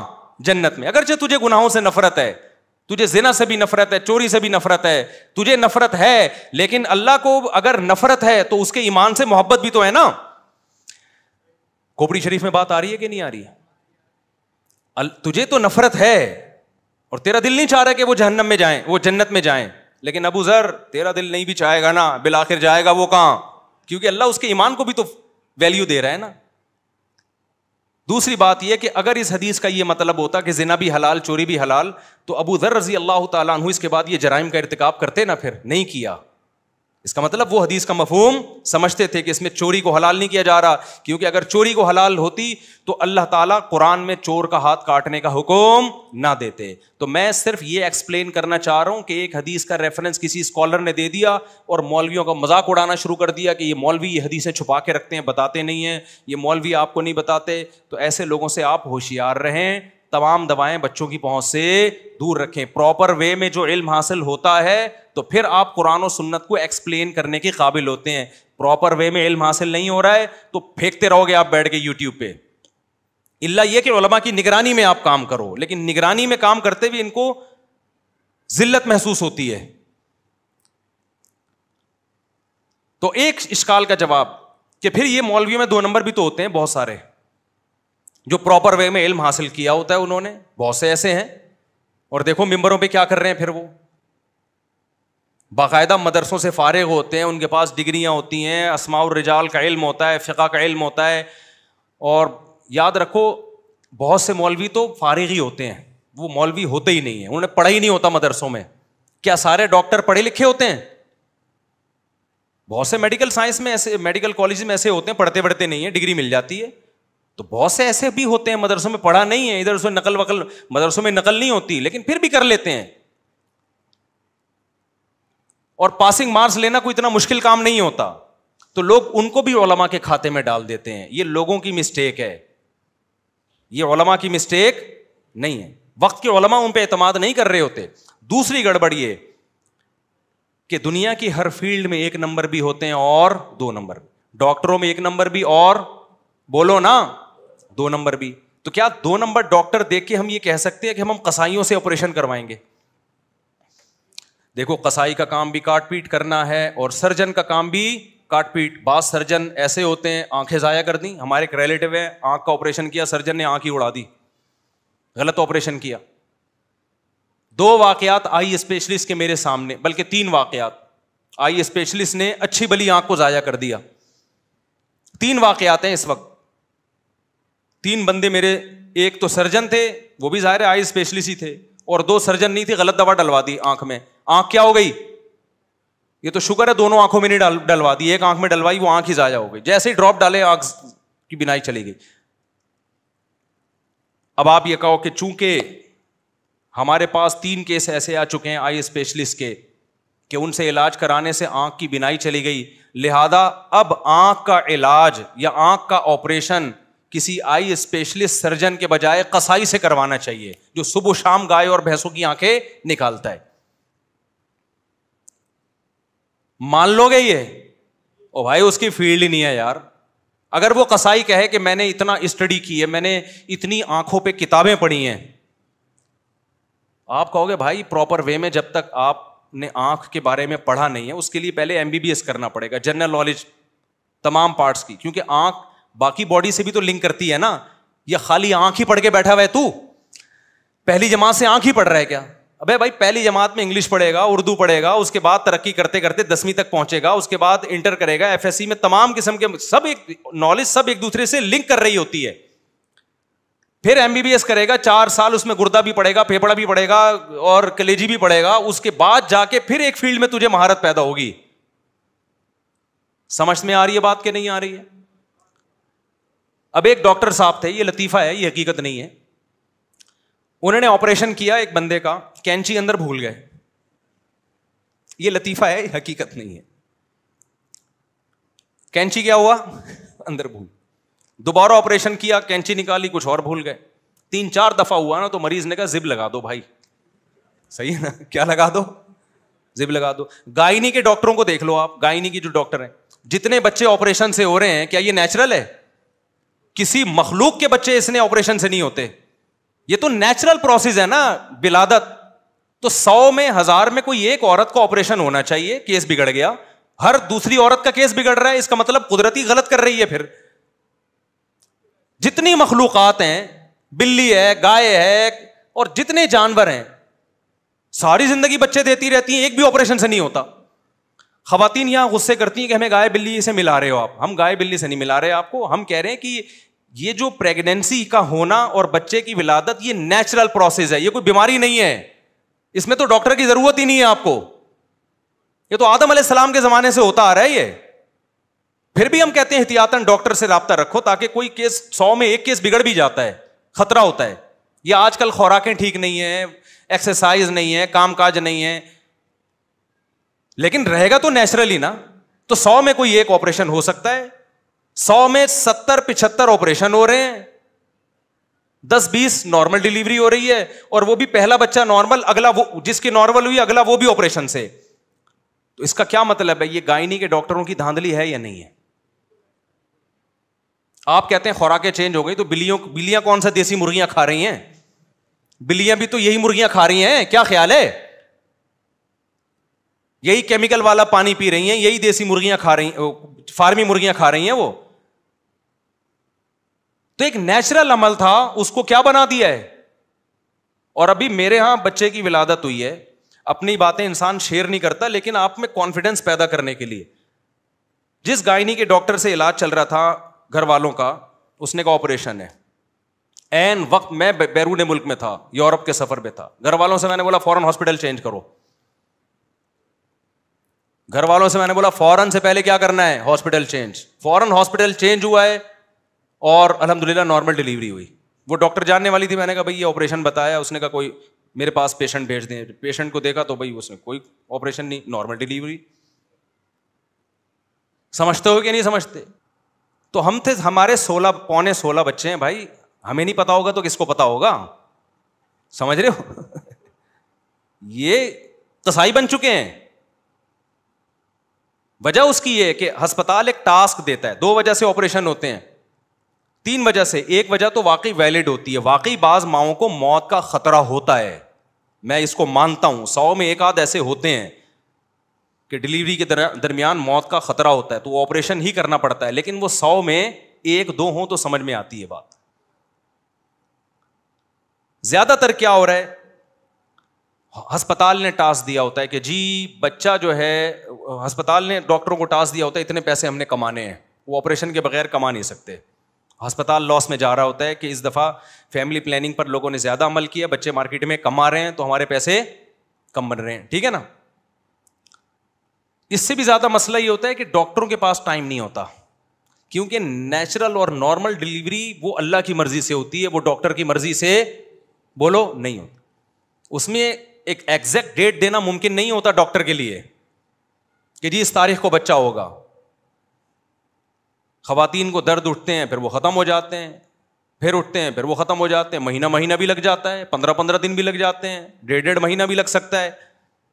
ایک قدرت کا نظام ہے بھائی, اللہ نے ماں کو تکلیف میں ڈالا ہے تاکہ بچے پر اس کا حق ثابت ہو. تبھی تو قرآن کہتا ہے ماں کے 3 گنا حق زیادہ ہے بچے پر, اس نے 3 زیادہ تکلیفیں اٹھائی ہیں, یہ اس کی تکلیف کا حصہ ہے. اب کیا ہوتا ہے, ڈاکٹر صاحبہ ان کو یہ مسئلہ ہوتا ہے کہ بھائی اگر یہ اس کو اپنے حال پہ چھوڑ دیا جائے تو پتہ نہیں اگلے ہفتے ہو کہ 2 ہفتے بعد مارکیٹ میں بچہ آئے, 1.5 ہفتے بعد آئے, تو میں انگیج رہوں گی, اس کے مجھے کوئی الگ سے پیسے نہ ثواب مل رہا ہے, نہ ثواب تو مل رہا ہوتا ہے لیکن ثواب پہ کون یقین کرتا ہے, پیسے تو مل نہیں رہے. لاؤ بھائی چاپڑ لے کر آؤ, کینچی لے کر آؤ, چھری لے کر آؤ, ٹھیک ہے نا, نہیں آئی بات میرا خیال ہے. چاپڑ چھری, وہ چاپڑ چھری وہ ذرا تمیز والا چاپڑ ہوتا وہ چاپڑ ہی ہے. اور کتنا خطرناک پروسیس ہے یار یہ آپریشن کا, ریڑھ کی ہڈی میں انجیکشن لگ رہے ہیں, اندر سے پتہ نہیں کیا کیا نکالا جا رہا ہے. اس کے بعد جو خواتین کی فزیکل فٹنس کی ایسی کی تیسی ہوتی ہے, میاؤں کو آج کل ویسے ہی بیویاں اچھی نہیں لگ رہی ہیں, وہ ایک بچہ پیدا ہونے کے بعد اور زیادہ بری لگنے لگتی ہیں. وہ پھر اس کو اپنی فزیکل فٹنس پہ لانے کے لیے اتنی ڈائٹنگ, اتنی جاگنگ, اتنی ایکسرسائز وہ کون کرتا ہے آج کل. آپ یورپ امریکہ کی تقلید کرتے ہو, وہاں تو ایسے آپریشن سے نہیں ہوتے, ہم نے تو تحقیق کی ہے. وہاں تو اگر پیشنٹ خود کہہ رہی ہو نا عورت کے آپریشن کرو, ڈاکٹر کو پابندی ہے, وہ کرے گا, کیس ہوگا اس کے خلاف. نہیں آئی میرا خیال ہے بات سمجھ میں. اچھا خیر, لیکن اتنے برے ہونے کے بعد بھی آپ کی وائف جب پریگننٹ ہوگی لے کے ڈاکٹر ہی کے پاس جاؤ گے, آپ کسی مولانا کے پاس نہیں لے کے آؤ گے کہ چونکہ یہ ساری ڈاکٹروں کو غلط کہتے ہیں لہذا اب ہم نے علاج اپنی بیگم کا مفتی صاحب سے کروانا ہے, کیونکہ سارے ڈاکٹر غلط ہو گئے, یہ سب اپنا منجن بیچ رہے ہیں, مفتی صاحب علاج کریں گے. مفتی صاحب کہیں گے بھائی میں ڈاکٹروں کو اگر غلط کہہ رہا ہوں تو صحیح ڈاکٹروں کو تلاش کرنے کے لیے کہہ رہا ہوں, اس لیے نہیں کہہ رہا کہ میری یہ فیلڈ ہی نہیں ہے, مجھے کیا پتا. نہیں آئی میرا خیال ہے بات سمجھ میں. تو جانا ڈاکٹر ہی کے پاس ہے. اگر گائنی کی کوئی ڈاکٹر 2 نمبر ہے تو 1 نمبر تلاش کرنی ہے. ایسا نہیں ہو سکتا کہ گائنی کی ڈاکٹر 2 نمبر ہو گئی ہیں تو اب آپ ان سے آپریشن کروانے کے بجائے قصائی سے آپریشن کروانا شروع کر دو. سمجھتا ہے بات کو کہ نہیں سمجھتا, کہ وہ پڑھا لکھا قصائی ہے, اس نے اسٹڈی کی ہے, میڈیکل سائنس کی کتابوں کی کیا کی ہے, اس نے اسٹڈی کی, اس نے یوٹیوب پہ کلپ دیکھے ہیں بچہ کیسے بنتا ہے, ماں کے پیٹ میں کیسے گردش کرتا ہے, گھومتا ہے اور مارکیٹ میں کیسے آتا ہے. وہ یہ سب پڑھا لکھا ڈاکٹر ہے, ریفرنسز کے ساتھ بات کر رہا ہے. اور بھائی پراپر وے میں جب تک علم حاصل نہیں ہوگا اس کو نہ الٹرا ساؤنڈ کی اجازت ہے, نہ ایکس رے کی اجازت ہے, اور نہ آپریشن کی اجازت ہے, نہ کوئی میڈیسن ریکمینڈ کرنے کی اجازت. میں جب یہ صحت کی باتیں کرتا ہوں لوگوں کی کال آتی ہے, مفتی صاحب مجھے یہ کمزوری محسوس ہو رہی ہے, آپ کوئی میڈیسن بتائیں. میں کہتا ہوں بھائی میں صحت کے جنرل اصول بیان کر دیتا ہوں, وہ بھی ڈاکٹروں سے سنے ہوئے ہیں. کوئی شخص بیمار ہوگا تو وہ ڈاکٹر کے پاس جا کے علاج کرائے بھائی, وہ میں تھوڑی بتاؤں گا اس کو. پاکستان میں سب سے بڑا مسئلہ بتاؤں آپ کو کیا ہے, ہر شخص کو سب کچھ پتا ہے, ہر شخص کو سب کچھ پتا ہے. اتنی آزادی اس ملک میں ہے نا کہ سب, اور یہ بات خوب یاد رکھو, جس کو سب کچھ پتا ہے نا اس کا مطلب اس کو کچھ بھی نہیں پتا. ہر آدمی اپنی فیلڈ کا ایکسپرٹ ہوتا ہے. اگر اس کو سب پتا ہے اس کا مطلب اپنی فیلڈ میں تو کچھ بھی نہیں پتا اس کو, کیونکہ اس نے پھر علم حاصل کیا, اپنی فیلڈ کا علم کب حاصل کیا ہے, ساری زندگی تو یہ کرتا رہا ہے بیٹھ کے. تو میں سمجھا پا رہا ہوں اپنی بات, تو اس لیے دین کا علم مسائل پراپر علماء سے پوچھنے پڑیں گے. اور یہ جب اشکال ہو کہ مولویوں میں اتنے 2 نمبر ہیں, وہ پکڑا گیا, وہ چوری کرتے ہوئے پکڑا گیا, وہ کرپشن میں پکڑا گیا, وہ غلط مسائل بتاتا ہوا پکڑا گیا, تو بھائی پکڑے تو ڈاکٹر بھی جا رہے ہیں, پکڑے تو سیاستدان بھی جا رہے ہیں, فوج میں بھی بہت سے لوگ پکڑے جاتے ہیں. اب آپ نے کہا کہ چونکہ فوج میں فلاں فلاں کرپٹ ہے لہٰذا فوج ہی اڑا دو پوری. اب بارڈر کی حفاظت جو ہے وہ چوکیدار کریں گے, جو ہمارا گھر کا گلی کے گارڈ ہیں وہ بارڈر کی کیا کریں گے؟ ابے بھائی جیسا مرضی ہے بارڈر, اسی وہ ٹریننگ یافتہ لوگ ہیں, اور جیسے بھی ہیں کرپٹ ہوں نیک ہوں 1 نمبر ہوں 2 نمبر ہوں, جو جس کا کام اسی کو ساجھے. بچپن میں یہ سنتے تھے بھائی جس کا کام اسی کو ساجھے. وہ اصل میں یہ اس کے پیچھے ایک مثال ہے. ایک بندر نے بڑھئی کو دیکھا, بندر نے, یہ کہتے ہیں نا جس کی جو فیلڈ نہیں ہے جب وہ اس میں گھستا ہے تو یہ ہوتا ہے. ایک بندر نے بڑھئی کو دیکھا, کارپینٹر کو, کہ وہ لکڑی چیر رہا ہے نا, کلہاڑے سے درخت کی لکڑی کے 2 حصے کرتا ہے اور پھر بیچ میں پتھر گھساتا ہے, پھر یوں ایسے ہوتا ہے نا چرتے چرتے پوری چر جاتی ہے. بندروں کی عادت ہوتی ہے کام آتا نہیں ہے لیکن نقل اتارنی ہے. بندر نے کیا کیا, بندر نے کلہاڑا لے کے نا, جب بڑھئی اپنے کسی کام سے گیا تو بندر کو عادت ہوتی ہے, او بھائی تو کارپینٹر نہیں ہے تو چھوڑ دے تیرا یہ کام, بولو نہیں. وہ سرینا مارکیٹ ہے نا موبائل کی, یہاں میں کھڑا ہوا تھا تو ایک آدمی ملازمت پہ کسی نے رکھا ہوا, اور ایک شخص کو رکھا ہوا وہ موبائل کی ریپیئرنگ کے لیے, ایک کو رکھا ہوا موبائل بیچنے کے لیے, اور ایک سافٹ ویئر انجینئر ہوگا موبائل کا, اس کو موبائل کی ریپیئرنگ کے لیے رکھا ہوا. اب کیا ہوا ہے کہ ایک کسٹمر آیا, تو کسٹمر نے کیا کیا کہ اپنا موبائل دیا کہ میرا موبائل خراب ہے کائنڈلی آپ اس کو ٹھیک کر دیں. تو جو انجینئر تھا وہ ٹھیک کرنے لگا, تو جس کو رکھا ہوا تھا نا جھاڑ پھونک کے لیے, اور کوئی کسٹمر آئے تو ڈبہ اٹھا کے دکھاؤ, وہ اس کے کام میں گھس رہا ہے, وہ اس کے کام میں گھس رہا ہے کہ یوں نہیں یوں کر لے, اور دیکھ بھی رہا ہے کہ کیا کر رہا ہے. تو میں نے دیکھا وہ جو دکان کا اونر تھا نا اس کو آیا غصہ, بولا تیرا جو کام ہے تو وہ کرنا. اس کو برا بھلا کہنا شروع کر دیا کہ ابے تو اپنے کام کو فوکس کرنا, کسٹمر کھڑے ہوئے ہیں موبائل مانگ رہے ہیں تو ادھر گھس رہا ہے, یا تو بھی پڑھ لے پھر ہم تجھے بھی یہاں بٹھا دیں گے. تو مجھے اس کا اسٹائل پہ بڑی ہنسی آ رہی تھی نا, جو دکان کے مالک کو غصہ آ رہا تھا, اس کو غصہ اس لیے آ رہا تھا, اس کو پتا تھا اس سے میرے بزنس کی ایسی کی تیسی ہو جائے گی. جس کا جو کام ہے اگر آپ وہ دوسرا کرنے لگے نا تو سارا نظام تباہ ہوتا ہے, دکانیں تباہ ہو جاتی ہیں. اب آپ اندازہ لگاؤ, جو عالم نہیں ہے وہ علماء کی فیلڈ میں گھسا ہوا ہے, جو ڈاکٹر نہیں ہے وہ ڈاکٹروں کی فیلڈ میں گھسا ہوا ہے, جو حکیم نہیں ہے وہ حکیموں کی فیلڈ میں گھسا ہوا ہے. بنے کیوں کر جو ہو سب کار الٹا, ہم الٹے یار الٹا بات الٹی. مہتاب رائے ایک شاعر گزرے, انہوں نے کہا کہ مہتاب رائے میں نا یار کا لفظ الٹو تو رائے بنتا ہے, بات کا لفظ الٹو تو تاب بنتا ہے, اور ہم کو الٹو تو مہ بنتا ہے. یعنی ہم بھی میرے نام میں الٹ گیا, بات بھی الٹ گئی, اور یار بھی الٹ گیا, تو سب کچھ الٹ گیا, تو مہتاب رائے بن گیا. تو اس نے کہا ہمارا کام بنے گا کیسے, ہمارے یہاں سب چیزیں کیا ہیں الٹی ہوئی. کل ایک صاحب میرے پاس آئے اور مجھے کہنے لگے مفتی صاحب جو کام کروں الٹا ہو جاتا ہے. میں نے کہا کام ہی الٹا کیا کرو تاکہ سیدھا ہو جایا کرے. وہ ایک دم وہ ہنس کے چلا گیا نا. مجھے کہنے لگا مفتی صاحب جو کام کرتا ہوں کام کیا ہوتا ہے الٹا. تو میں نے کہا پھر کیا ہی الٹا کرو, کیونکہ جو کام کر رہے ہو جب الٹا ہو رہا ہے تو الٹا کرو گے تو کیا ہو جائے گا, الٹا ہو کے سیدھا ہو جائے گا. تو اس کو ہنسی آئی اور میری جان چھوٹی. اب میں اس کو کیا بیٹھ کے سمجھاتا ہے, یار ایسا دنیا میں کوئی نہیں ہوتا, آپ کام ہی غلط کر رہے ہو. اچھا خیر, تو کیا کہہ رہا تھا میں, جلدی سے بات جلدی سے, اب ٹائم 2 منٹ رہ گئے. ہاں بندر والی مثال دے رہا تھا. تو بندر نے کیا کیا, وہ دیکھا نا کہ وہ ہمارے حضرت یہ لطیفہ سنایا کرتے تھے کہ جس کی جو فیلڈ ہے نا اس کو اسی میں رہنے دو. تو حضرت یہ لطیفہ سناتے تھے. تو اس نے کیا کیا, کلہاڑے سے نا جب وہ کارپینٹر کام سے گیا ہے تو وہ یوں کر کے چر گیا نا, چر گیا. اچھا اب اس کے جو ایٹمی اثاثے ہیں بندر کے وہ بیچ میں, بندر کو یہ نہیں پتا تھا کہ کارپینٹر کے ساتھ ایسا نہیں ہوتا, کارپینٹر کے ساتھ ایسا, اس کے ایٹمی اثاثے محفوظ ٹھکانوں پر ہوتے ہیں. لیکن بندر کے جو ایٹمی اثاثے تھے وہ بیچ میں لٹکنے لگے اس کے بیچ میں. اب جب بندر نے کلہاڑی ہٹائی ہے نا تو ایٹمی اثاثے تباہ ہو گئے اس کے. سمجھ میں آ رہی ہے بات؟ تو یہ ہوتا ہے کسی جس کا کام نہیں ہے نا اس کی فیلڈ میں ٹانگ اڑانے کا, حالانکہ وہ پورا اس کو کاپی کر رہا ہے. کہ جی دیکھو وہ ایسے کلاڑے سے یوں مارتا ہے, پھر کلاڑا نکالتا ہے, پھر دوبارہ مارتا ہے, پھر کلاڑا. اس کو نہیں پتا بھائی تیری جو باڈی ہے اور جو ایک اسٹرکچر ہے اس میں اور انسان کے اسٹرکچر میں کیا ہے, فرق ہے. تو یہ حال ہے یہ مثال ہے آج کل کی کہ جس کم وقت کو پاکستان میں کچھ نہیں ملتا نا, وہ اس کام میں ٹانگ اڑانا شروع کر دیتا ہے جس میں اس کو نالج زیرو ہے, اور پھینکنا شروع کر دے. اور لوگ فالو کر رہے ہیں, لوگ پڑھے لکھے کو کم فالو کرتے ہیں. آپ یوٹیوب پہ جائیں, جتنے پڑھے لکھے لوگ آپ کو نظر آئیں گے نا, ان کی اسپیچ میں بہت مدلل بات ہوتی ہے, ان کے کلپ کم وائرل ہو رہے ہیں. اور آپ دیکھ لیں گے جو بیٹھ کے پھینکے جا رہے ہیں, ہنسی پھیل رہی ہے, مبالغہ آ رہی ہیں جب تک نہ ہو. تو ہمارا ٹائم پورا اسی پہ ہو گیا. وہ میں بس ایک بات جہاں سے شروع کی تھی وہ ختم کر دوں. بندر والے قصے سے پہلے ایک بات بتا رہا تھا میں.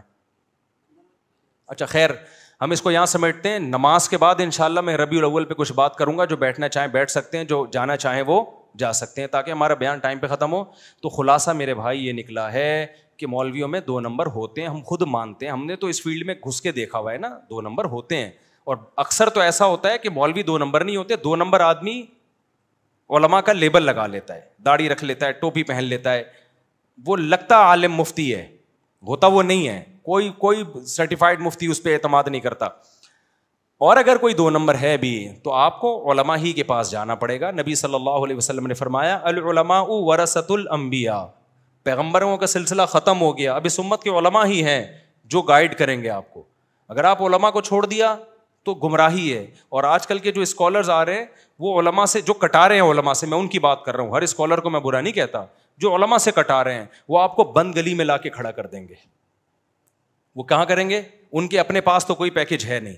وہ اکثر باتیں ہو رہی ہے پاکستان میں انقلاب کی باتیں, انقلاب کا ان کے پاس اپنا کوئی پیکج نہیں ہے. آپ کو یہاں سے ہٹا دیں گے, ان کے پاس بھی کوئی پیکج نہیں ہے, اور آپ بند گلی میں. ایسی بہت تحریکیں تنظیمیں چلی ہیں پاکستان میں, یہ علماء جہاد نہیں کر رہے, یہ علماء انقلاب کی بات نہیں کر رہے, ان کے پاس اپنا بھی کوئی پیکج نہیں ہے, وہ بھی باتیں ہی کر رہے ہیں, کر کچھ بھی نہیں رہے وہ. لیکن لوگ ان کی باتوں پہ بڑا اپریشیٹ کر رہے ہیں. جب کوئی ایسی باتیں کیا کرے نا تو فوراً نیچے کمنٹس کیا کرو کہ ٹھیک ہے ہم تیار ہیں, آپ کے پاس پیکج کیا ہے اس کا, اور آپ کیا کر رہے ہو اس بارے میں, آپ نے خود کتنا جہاد کیا ہے. کبھی ہمیں موقع ملا تو ہم بتائیں گے کہ ہندوستان میں علماء نے کس قدر انگریزوں کے خلاف لڑائیاں لڑی ہیں, اور پاکستان میں اسلام کے لیے علماء نے کیا کیا کوششیں کی ہیں. جو نئے اسکالرز ہیں جو آج کل آ کے علماء پہ طنز کر رہے ہیں, وہ اس کے خاک کو بھی نہیں پہنچے ہیں جو قربانیاں علماء نے ماضی میں بھی دی ہیں. اور ہندوستان میں انگریز کے خلاف جو تحریکوں میں جانے پیش, انگریز نے توپوں کے سامنے علماء کو باندھ کے اڑایا ہے. آج کل کے جو اسکالرز ہیں ان کے کسی بھی روحانی باپ دادے کو آپ دیکھو گے کوئی بھی شہید نہیں ہوا ہوگا. پاکستان میں مجھے بتاؤ مذہبی رہنما سب سے زیادہ قتل کن کا ہوا ہے؟ مفتی نظام الدین شہید ہوئے, مولانا اسم شیخو پوری شہید ہوئے. یہ کیوں شہید ہو رہے تھے؟ ان کی اسپیچز سے, ان کی باتوں سے نظام میں تبدیلی آ رہی تھی. مولانا یوسف بہانوی شہید ہوئے, مفتی عتیق الرحمان شہید ہوئے. تو یہ ساری قربانیاں تو علماء نے دی ہیں. یہاں ہمارے پڑوس میں ایک مسجد کے امام تھے, ان کو شہید کیا, کل کسی مولانا صاحب کو شہید کیا ہے, پرسوں کسی مولانا صاحب کو شہید کیا ہے. شہید تو سارے مولوی ہو رہے ہیں. ہم جو اتنے گارڈ لے کے گھوم رہے ہیں, تو آپ کا کیا خیال ہے, ہمیں کیا پاکستانیوں سے خطرہ ہے یا محب وطن سے خطرہ ہے؟ ہمیں خطرہ اسلام دشمنوں سے ہے. تو اسلام دشمن سمجھتے ہیں نا کہ یہ مولوی اسلام کو پروموٹ کر رہے ہیں, ان کو راستے سے ہٹاؤ. لیکن آپ اسکالرس کو دیکھو, یہ مولوی ایسے, یہ مولوی ایسے, یہ مولوی ایسے. تم بن جاؤ یار. نہ تم خود پراپر علم حاصل کرتے ہو, نہ تمہارے پاس کوئی انقلاب کا کوئی پیکج ہے, تو بند گلی میں لا کے آپ عوام کو بند کر رہے ہو, اور اس کے بعد ان کے پاس کوئی راستہ نہیں ہے. تو کوئی بھی شخصیت جو آپ کو علماء سے ہٹا کے کہے کہ ہم تقلید نہیں کرتے, سمجھ لو وہ اپنا مقلد بنا رہے ہیں آپ کو. تو ایسے لوگوں سے آپ نے ہوشیار رہنا ہے, اور دعا کیا کرو کہ اللہ قیامت میں ہمارا حشر علماء کے ساتھ کرے. میں تو کوئی دعا ایسی نہیں ہے جب میں ہاتھ اٹھاؤں تو میں اس میں یہ دعا نہ مانگتا ہوں کہ اللہ میرے عمل تو اس قابل نہیں ہے کہ میں علماء میں میرا شمار ہو, لیکن میں ان علماء کے نام لے کے دعائیں مانگتا ہوں, اللہ میرا حشر ان لوگوں کے ساتھ کرنا, اللہ میرا حشر ان لوگوں کے ساتھ کرنا. تو ہمارے پاس تو کیا عمل ہے بھائی, ایک محبت ہی رہ گئی ہے علماء سے, وہ بھی ختم ہو گئی. تو کیا کون سا تم نے تیر مار لیا, کیا کر لو گے تم جا کے؟ تو اللہ تعالیٰ ہمیں سمجھنے کی, عمل کی توفیق عطا فرمائے, اور علماء کی محبت اللہ ہمارے دلوں میں ڈالے. سنتوں کے بعد, نماز کے بعد, سنتوں کے بعد تھوڑی دیر مسائل کا سیشن ہوگا. جو بیٹھنا چاہیں بیٹھ سکتے ہیں, جانا چاہیں جا سکتے ہیں. ٹھیک ہے, اپنا خرچے پہ اپنا خیال رکھیے.